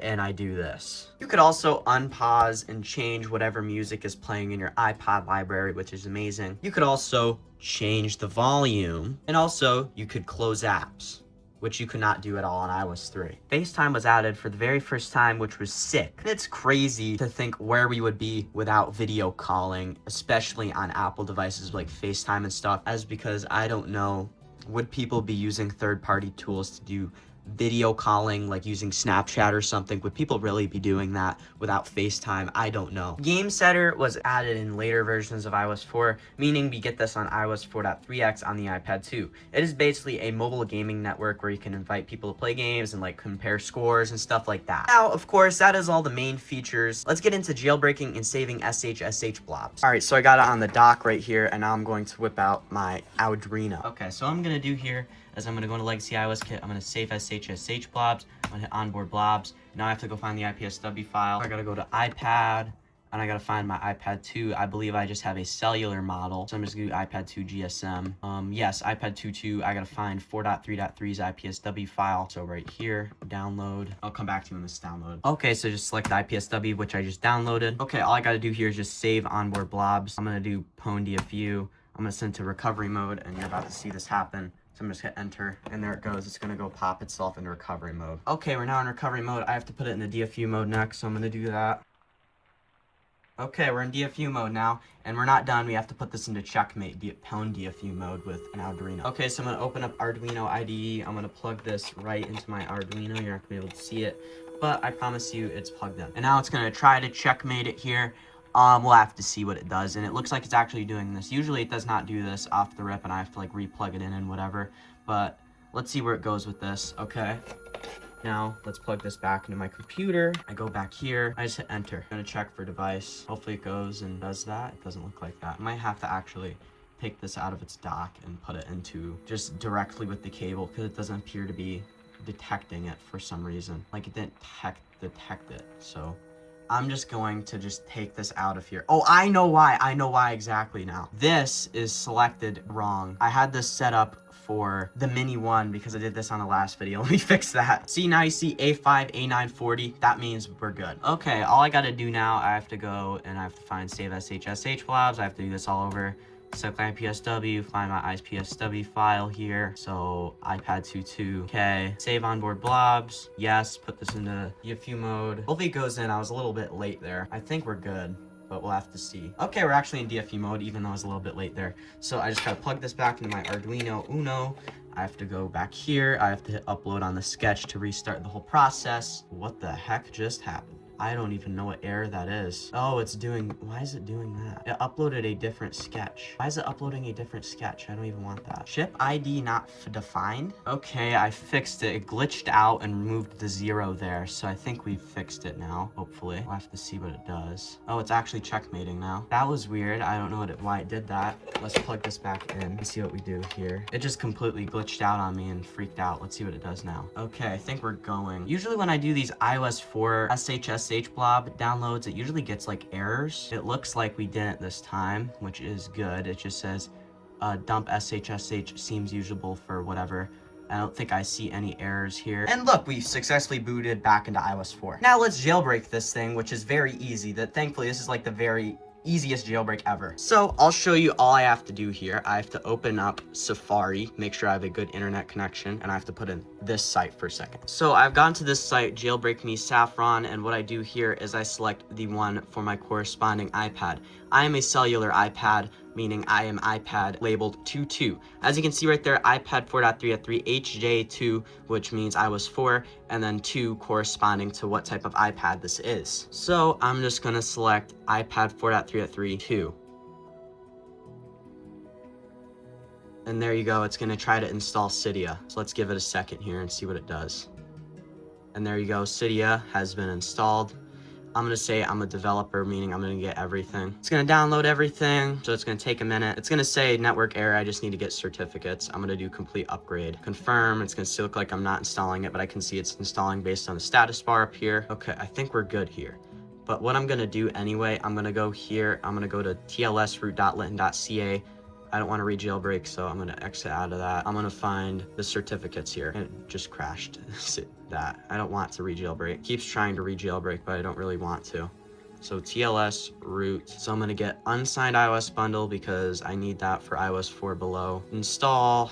Okay. We're going to head back to Cydia now. Hopefully it's not freaking out and I'm going to have to restore, but we'll see what it's doing right now. It's not doing anything, it appears. You're not going to be able to see me do this, but I'm just going to give it a quick restart because I have a feeling it needs a respring after installing all those tweaks. So I'm just going to give it a reboot and we're going to boot back into iOS 4 and hopefully we don't go into a boot loop because we just jailbroke it, but it doesn't, hopefully, not gonna do that, so we'll see what it does here. Okay, see we have Cydia on the home screen still. It still says network error, which I'm not really sure why it's still doing that. I did install certificates, so I figured out my issue. The date and time was not set correctly, so we're good now. So I think I broke something when jailbreaking, so I'm just going to restore with blobs and I'll come back to you. So my issue was that I was having dependency errors when installing the normal stuff you do in upgrades when you upgrade Cydia, and I just fixed it by restoring with blobs because something broke when I did the jailbreak.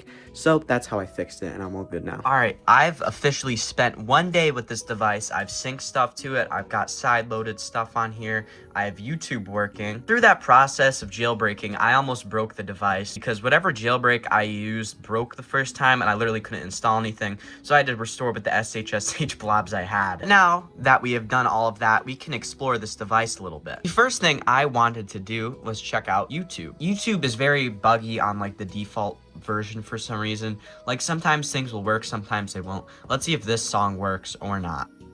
Like, yeah, you're not authorized to open this file. It takes a couple times to open stuff for some reason. So you can see it took a couple times for it to work for some reason, which sucks. I mean, it's on iOS 4.3.3. This software is like 14 years old at this point, 14, 15 years old. So, I mean, it's kind of expected. As you can see, I did get some music synced to this thing, and I do like using these things as like a place where I can just listen to my songs whenever I pull them out or whatever. So yeah, because even though the speakers on these things sucks, I just like how their old music players looked compared to whatever slop we have nowadays. So I think it's just a little bit more fun when I get to like get some actual like MP3 files on this device and not just like streaming it, which is good if you want to listen to something offline for some reason. All right, now that we've done that, let's check out the Game Center. I am not logged into the Game Center. I believe there is a fix for this on iOS 4, but I'm not completely sure about that. But that's how Game Center looks. We can check out the Mail app, and in here we can see Mobile Me. If you do not know what Mobile Me is, I've made a whole video on Mobile Me before. It is basically the precursor to what we have with modern iCloud. And of course, iCloud would come not too long after, actually in the same year, 2011, as this iPad released. So we would actually see iCloud in the same year that Mobile Me was still featured on iOS 4. And Mobile Me was basically an overpriced, buggy, like iCloud predecessor, basically, in like quick terms. We can also check out the calendar, and as you can see, it is very skeuomorphic. I like this type of calendar. I don't know how to describe it, but I just like these early skeuomorphic apps. I think it just looks a lot more fun and better and has a lot more character. And I feel like even though I like flat designs, like early styles, I do really like this type of skeuomorphism, prefer over that type of flat design as well. And here you can see FaceTime. Of course, it's not going to work because of the version of iOS that I am running, but you can see that actually FaceTime is here, and yeah, it's very bare bones early form. We can check out videos, which I don't have any videos downloaded here. We can check out contacts, and I don't have any contacts in here, but you can see it literally is a literal contacts book, and I really do like how that looks, actually. We can check out the Notes app. Do I have any notes on here? I don't really have any notes on here, but that's how the Notes app looks on here. And now that we've basically gone through all of that, actually, one more thing. Let's check out Maps, as the old Maps app still happens to work because it is using Google Maps, meaning we can zoom in on certain stuff. All I have to do to like drop a pin to like see Street View. So like let me try. And I did end up having to go to another place for Street View to work, but we are in like somewhere in Germany, and you can see Street View is loading perfectly fine on this old version of iOS 4. Let me see if I can look down to find out where we are. I don't even want to pronounce that, but you can see that's where we are right now on some random road. But you can see Google Maps completely works, which is absolutely insane. And all you have to do if you want to try this out for yourself, if you're on iOS 4 and you're messing around like I am right now, just find wherever you want to zoom in on and just drop a pin. So let me go to like New York City, and I'll find some place. Anyway, it just turns out I was completely being an idiot and I couldn't figure it out. But we are right in front of the Statue of Liberty. It's partially blurred out. Let me see if I can go like a little bit more that way. It's not really letting me, but anyway, you can see that we can see the Statue of Liberty, and that's good enough. All right, enough messing around. Let's check out some games I sideloaded onto this device. Now I have a bunch of stuff to choose from, as I basically just copied all the same stuff I had on my other 4.3.3 iPad 2 onto this device. So this is going to be awkward because I have it docked, but let's check out Doodle Jump. Yeah, I don't think this is playable. But yeah, you can see Doodle Jump right there. Let's check out Ninjump. I always play this one game on iOS 4. This is one of my favorite games that I played on iOS 4 back in the day. So let's play it. You can see it's like this ninja type game where you have to like dodge obstacles and stuff like that. But you can see it is completely functioning. And gaming on iOS 4 is like peak here because the iPad 2 is like the best device to ever run iOS 4, and especially if you find one on 4.3.3 with this untethered jailbreak, it is absolutely amazing. But you can see we have Ninjump playing here, and I do always check out Subway Surfers. Let's check out Subway Surfers. This is the very early version of Subway Surfers. I believe this is the latest for 4.3, but I think it came out on iOS 4 if I am not mistaken. Let me mute the music here. Yeah, you can see it is working. this boost thing must have been carried over from when I did a backup, a restore from my other stuff on my other 4.3.3 iPad 2. But yeah, it's running, that's for sure. On these older versions, I don't think it was very optimized for iPads, these Subway Surfers games, because they still can't run 60 FPS for some reason. And it is very, you can very much feel it has a good bit of input delay when I'm swiping around and doing this stuff. So like, I don't know if it's very visible, but especially like when I go from like this way, it does kind of feel delayed. I don't know if it's very visible on video. But, yeah, anyway, that is, yeah, that's iOS 4's gaming there. But anyway, this is a very cool find and a very cool iPad to have. I've been looking for one with a higher storage capacity for a little bit now, as 16 gig does not even cut it on iOS 4. So it is very cool that I have one that is 32 gigabytes now.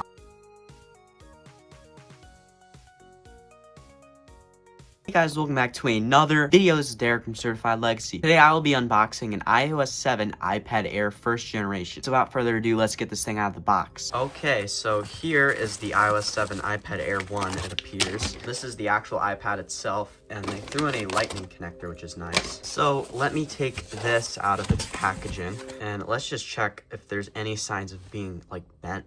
I always usually worry about this with these type of iPad Airs, and thankfully it doesn't appear to be bad. And to be completely honest, overall this looks like it's in absolutely amazing condition.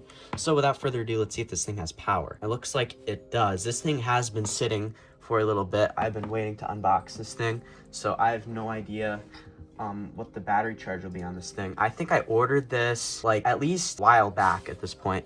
And wow, looks like we just boot right back into iOS 7. Oh my god. That is definitely iOS 7. As you can tell, just because the wallpaper, that doesn't really mean anything usually. You can tell because of this red music icon, which usually indicates iOS 8.3 and lower. And yeah, without further ado, let's check out the iOS version right here. And it looks like we have the final version of iOS 7 for this device, iOS 7.1.2. And there's always something I check when I get devices, is whether it's iCloud locked or not. And on this device, there is no iCloud whatsoever, which is absolutely amazing. And wow, I just checked the battery health on this thing and it is very good. Now, what I'm going to do is I'm going to show you the jailbreak process and saving SSH blobs process, and I will throw in the footage of me doing that after I go over the specs of this device. All right, now let's go over the specs and history of this device. Also, sorry if it looks a little bit green or yellow. I f.lux a jailbreak tweak that just gives it night mode. Anyway, the iPad Air 1 was first announced on October the 2nd of 2013 and was officially released on the 1st of November that year.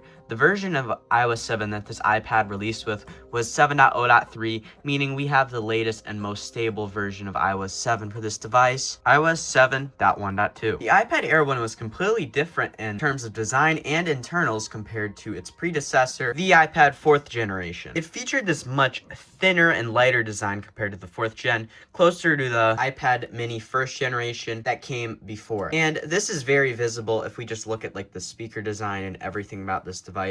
Like even like the volume rocker, which it lacks, which also the iPad Air 1 lacks. So like here you can see it here and you can see it there as well. So pretty much the iPad Air 1 is a more blown up version of the iPad mini 1 basically. This design update was very much needed in my opinion, as the iPad 4 still featured the same design as the iPad 2, except of course it is more thicker and heavier. And in general, iPads around this time just progressively got heavier and heavier, as the iPad 3rd generation was significantly heavier compared to its older counterpart, the iPad 2, due to the Retina display and the battery. I believe the iPad 4 is around the same exact weight as the iPad 3rd gen. So around this time, other than like the iPad mini, most of these iPads just were getting heavier.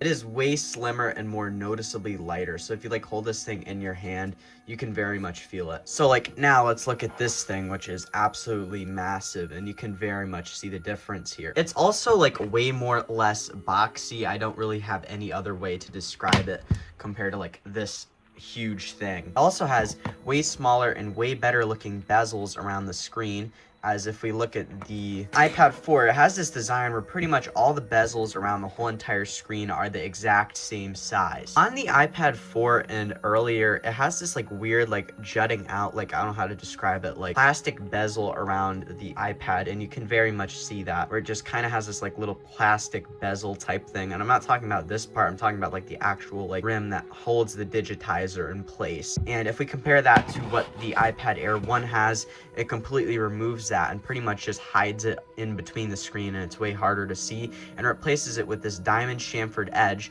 which is like this little shiny thing where they chamfer it and it just looks really shiny. They call it the diamond chamfered edge, and is carried over from the Mini 1, of course. And the reason they even call this the diamond chamfered edge is because they actually cut these with real diamond tools. Also, since it is the same design as the Mini 1, it now has stereo speakers, and they sound a lot better compared to what we have on the iPad 4. And the weird thing is, the iPad Mini 1 came out at the same exact time as the iPad 4, and guess what? It does not have stereo speakers whatsoever. And back to the bezels, as I did mention this earlier, but I did want to add something else. The actual bezels being much thinner actually just shrinks down the whole entire size of this device while still retaining the same amount of like screen you get on there, where it's still 9.7. So you can see if I put this right on top of these iPad 4 right here, you can see it looks a bit smaller. The screen is also the same resolution as the iPad 3 and 4. Now, let's get on to the actual internals of this thing. It now featured the 64-bit A7 chip, first seen in the iPhone 5S, and it is significantly faster in demanding tasks like gaming. This, of course, allowed it to be supported all the way up until iOS 12,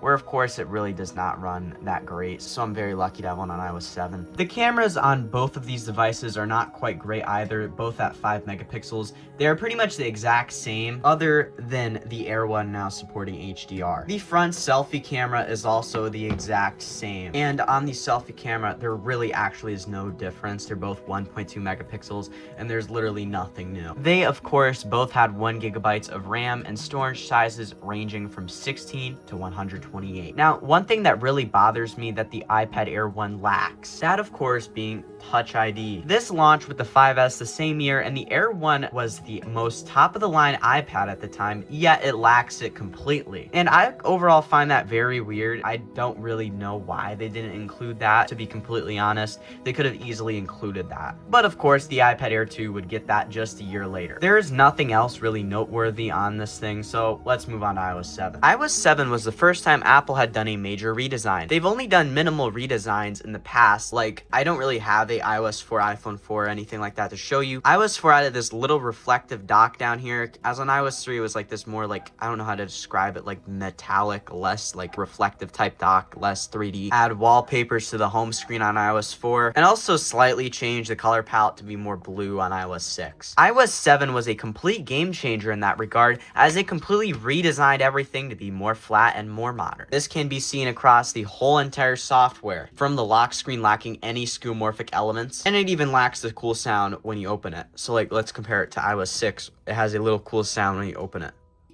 And before we continue, if you do not know what skeuomorphism is, it's basically a UI design that mimics real-life objects, from the Notes app looking like a real notepad, the app icon on the clock looking like a real clock, and the photo booth icon looking like an actual photo booth. So if we look at the same things I just mentioned on iOS 7, you can see all of these things are not present in favor of flat design. iOS 7 also featured these cool like translucent, I think they're called like Gaussian blur effects, or however you say that, Gaussian. Pretty much everywhere they could be put, from like the dock to the notification center up here, of course the control center, and it also featured this parallax effect, which might be hard to show on camera, to be completely honest, but basically the wallpaper moves with you as you move the device and like tilt it around, and almost gives the illusion that the app icons are floating over the layer that is the wallpaper. When this launched, people complained it gave them motion sickness, so what Apple did was add an accessibility option called reduce motion in iOS 7.1. So like, I'll show you what it does. I'm just gonna do reduce motion. I'm going to switch that on. No parallax whatsoever. And when this option was added, it was added in iOS 7.1, which is very late into the life cycle. And this complaint was there from the beginning on like iOS 7.0x. The design was released to some mixed reception, with some people really liking the new design and others hating it and preferring the older design. Overall, I pretty much completely prefer the older design, but I do see the beauty and appeal to iOS 7, and I do think it actually looks pretty good as well. Now, onto the features. iOS 7, of course, added the Control Center, which took all of the settings that you change on the daily and condensed it into this like one little panel that all you have to do to access it is just swipe right up. On iOS 6 and prior, it has this like basic multitasking, which has not many controls. And if you're on iPhone around this time, it has even less controls. Like you can't even change the brightness. You can't really do anything. They separated the actual multitasking part as well, where you can close the apps into a separate part. Where you close the apps and it is in a separate part where all you have to do is access it is just press the home button twice, like on iOS 6, but it's completely separate compared to how it is on iOS 6. Because on iOS 6, you do that and it brings up like this like fake looking control center and this part. Apps are also way easier to close on iOS 7. On iOS 6, if you want to close a background app, you have to like hold down and you have to like press this really tiny red icon. While on iOS 7, all you have to do is just swipe right up. The notification center also has this new thing called Today, where you can see your calendar stuff and you can see the weather, but currently it's not working, obviously. You can now also easily swipe through the camera options in the camera app by just swiping to go through this stuff like this, which of course iOS 6 lacks. If you want to do that, you have to like mess around, and it is way harder to do that on iOS 6. Photos are also now organized by location and time into moments, so you can see all the wallpapers I downloaded and they're sorted by years. On iOS 6, it does not have this. And that is pretty much everything added with iOS 7. Now let's explore the device. And of course, let's start off by sliding to unlock, and there you go. The first thing I do want to show you is the App Store, as I did recently fix this,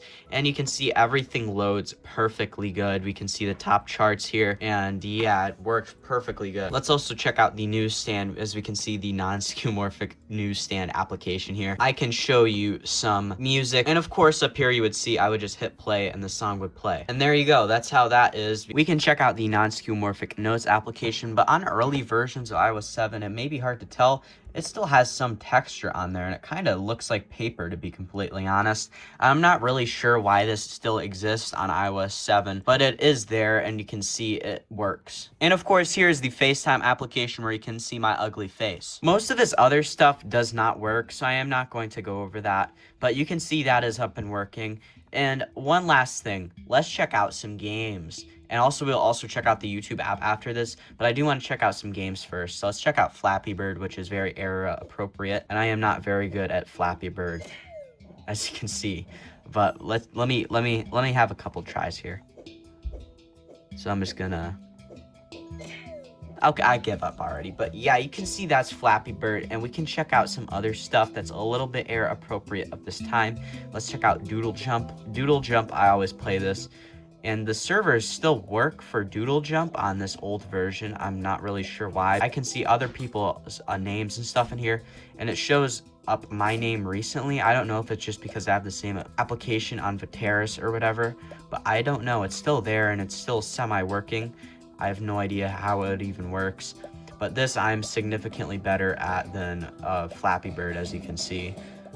But yeah, that is Doodle Jump. And one last thing, let's go out and check out Minecraft. I got the latest version that works off of iPhone OS Obscura for iOS 7, and iOS 7's version of Minecraft runs very well on here, obviously, as it's very optimized, and it really doesn't have trouble with anything. As you can see, it looks very smooth. I might have to go play some of this later, because I do enjoy playing these old versions of Minecraft and just messing around building stuff. And yeah, I'll have to go check this out later, but that's Minecraft. And now one last thing, let's check out the YouTube app. It does work. It might take a couple of tries for stuff to work, as you can see playback errors, but I did fix this, so let me give it a second. It worked on the second try, as you can see. And if you are curious about what Cydia looks like from this era, like the flat era, yeah, here you go. This is what Cydia looks like. There's also another thing I wanted to go over quickly. iOS 7's wallpaper selection. iOS 7 has some very good wallpapers, and by far it is my favorite wallpaper selection out of any iOS version. So like we have this one I do remember. This one's just the default iconic blue galaxy wallpaper. We also have this ocean wallpaper, which I just set it to a second ago. This mountain wallpaper, which is also very good. This one I had on iOS 8 back in the day. this ocean wallpaper, which has been there since iOS 4, which I also enjoy. This one is like another ocean wallpaper. I don't even know what this is supposed to be. Maybe like a wave crashing. I do like this. I don't really like that one. This one's very good. And then we have some other like abstract choices to pick from down here, which I don't really hate, but I don't really love either, like this one. So yeah, let's also briefly go check the ringtones of iOS 7.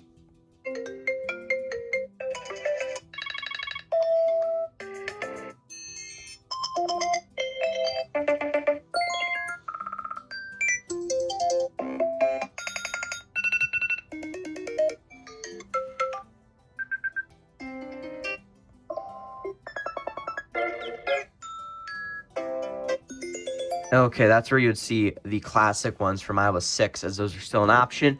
And yeah, now that we have explored the device, let me show you the jailbreak process. There's a lot of ups and downs with this jailbreak process. I thought I almost broke the device at some points, so it is very interesting, and make sure to stick around for this part. Okay, so the very first thing I'm going to do is I'm going to save the SSH blobs on this device with Legacy iOS Kit. So let me plug this thing right in. That was weird, it didn't really detect it at first.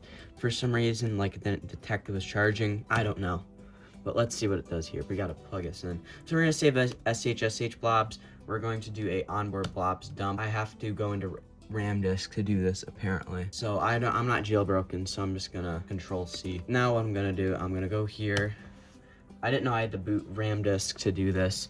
So I think it's MISC utilities RAM disk is in. It's useful. So SSH RAM disk. Version select option. Okay, I'm just gonna do yes. And every time I do a 64-bit RAM disk, it takes so long for some reason. I don't really even know why, so I'll come back to it when this is done. Okay, so I just gotta send this to recovery mode, so yes. And it's now going to put it into recovery mode. This should take a second. Okay, we're in recovery. Okay, now we gotta do DFU mode, which is not very hard, hopefully. Okay, I'm just gonna keep holding this home button. Okay, it's now going to try to go into RAM disk. Okay, I think we're good here. We'll have to see what it does. All right, now all we gotta do here is I just have to find this, hit dump blobs, and it looks like we successfully dumped blobs. Onboard blobs, okay, they're dumped here. So now what we can do is we can just reboot the device. So currently this device is in a weird state where it says it's in recovery mode, but it's not even showing anything. It's just like this light up screen. You can tell it's actually powered on because it has the backlight on, but like it's not in recovery mode. I don't know what state this is in. Let me see what iTunes says. So why not? Let's just do a blob restore because I don't really know what is doing currently. So we're gonna see if this fixes anything. And who knows, we might not even have to jailbreak. We can maybe just jailbreak from doing a downgrade. I don't know, we'll have to see. Okay, so I've downloaded the IPSW file here, and what I'm gonna do, I'm gonna hit restore downgrade. I'm gonna use SSH blobs. All right, so I almost just broke the device. I'm being straight with you, I almost just broke the device. So what happened was, after I booted into the SSH RAM disk for iOS 12, which I probably should just booted iOS 8 anyway, but I'm getting ahead of myself. What happened was sometimes after you reboot after exiting the SSH RAM disk on iOS 12, sometimes A7 just refuses to boot. So what I had to do was I had to, after figuring out like 30 minutes, completely panicking, messaging people like, oh my god, what do I do? What I ended up doing was I didn't know I had to do this before. I didn't see this in the wiki on Legacy iOS Kit. So I had to go and boot into iOS 8's RAM disk, which I can just select by saying no when booting RAM disk, which boots me to iOS 8, which you probably saw earlier. I just booted in there, I hit reboot, and I exited, because the reason I did not do a blob restore also is because there is like baseband limitations on this version of iOS 7, meaning I cannot downgrade back to this version of iOS 7 with blobs. So blob saving is pretty much useless on this version of iOS 7 anyway, which is also not good because there is a good chance I just brick the device completely when I eventually jailbreak with Pangu, which is not good. So yeah, anyway, let's get back into this. Okay, so the first thing I'm going to do is I'm going to move the version of Pangu I need to the applications folder on my Mac. Okay, I have to go into terminal and I have to do this. Also, I am following iOS CFW's guide on this because I've never jailbroken with Pangu before. So let's do this. So I'm going to copy and paste that into there. Okay, I did that wrong there. So let me try this again. It still didn't work. What the fuck? Okay, so now that I've done that, I have to go into general and find date and time and set it to a date before June 2014. So let me do that. Now I have to hit trust on my device. I did. It's taking a second to load it up for some reason, so I'll come back to you. Okay, I just went ahead and just skipped the whole entire macOS process because I spent like forever trying to figure it out. I just went and used Windows. So let's open up Cydia here. I didn't even show you the process of me jailbreaking it, but yeah. Alright, I also went ahead and updated the untether because on older versions of the untether, you get issues where when booting, where it like just boot loops because you're like a darker place or something like that. So what I went ahead is I upgraded the untether and we should be good to go now. If you enjoyed this video and found it interesting, please like, subscribe with notifications on, and share to someone that would also find this interesting. Check out my social medias, which will be in the description and in the end card. This has been Derek from CertifiedLegacy, and I'll see you in the next one. Bye-bye.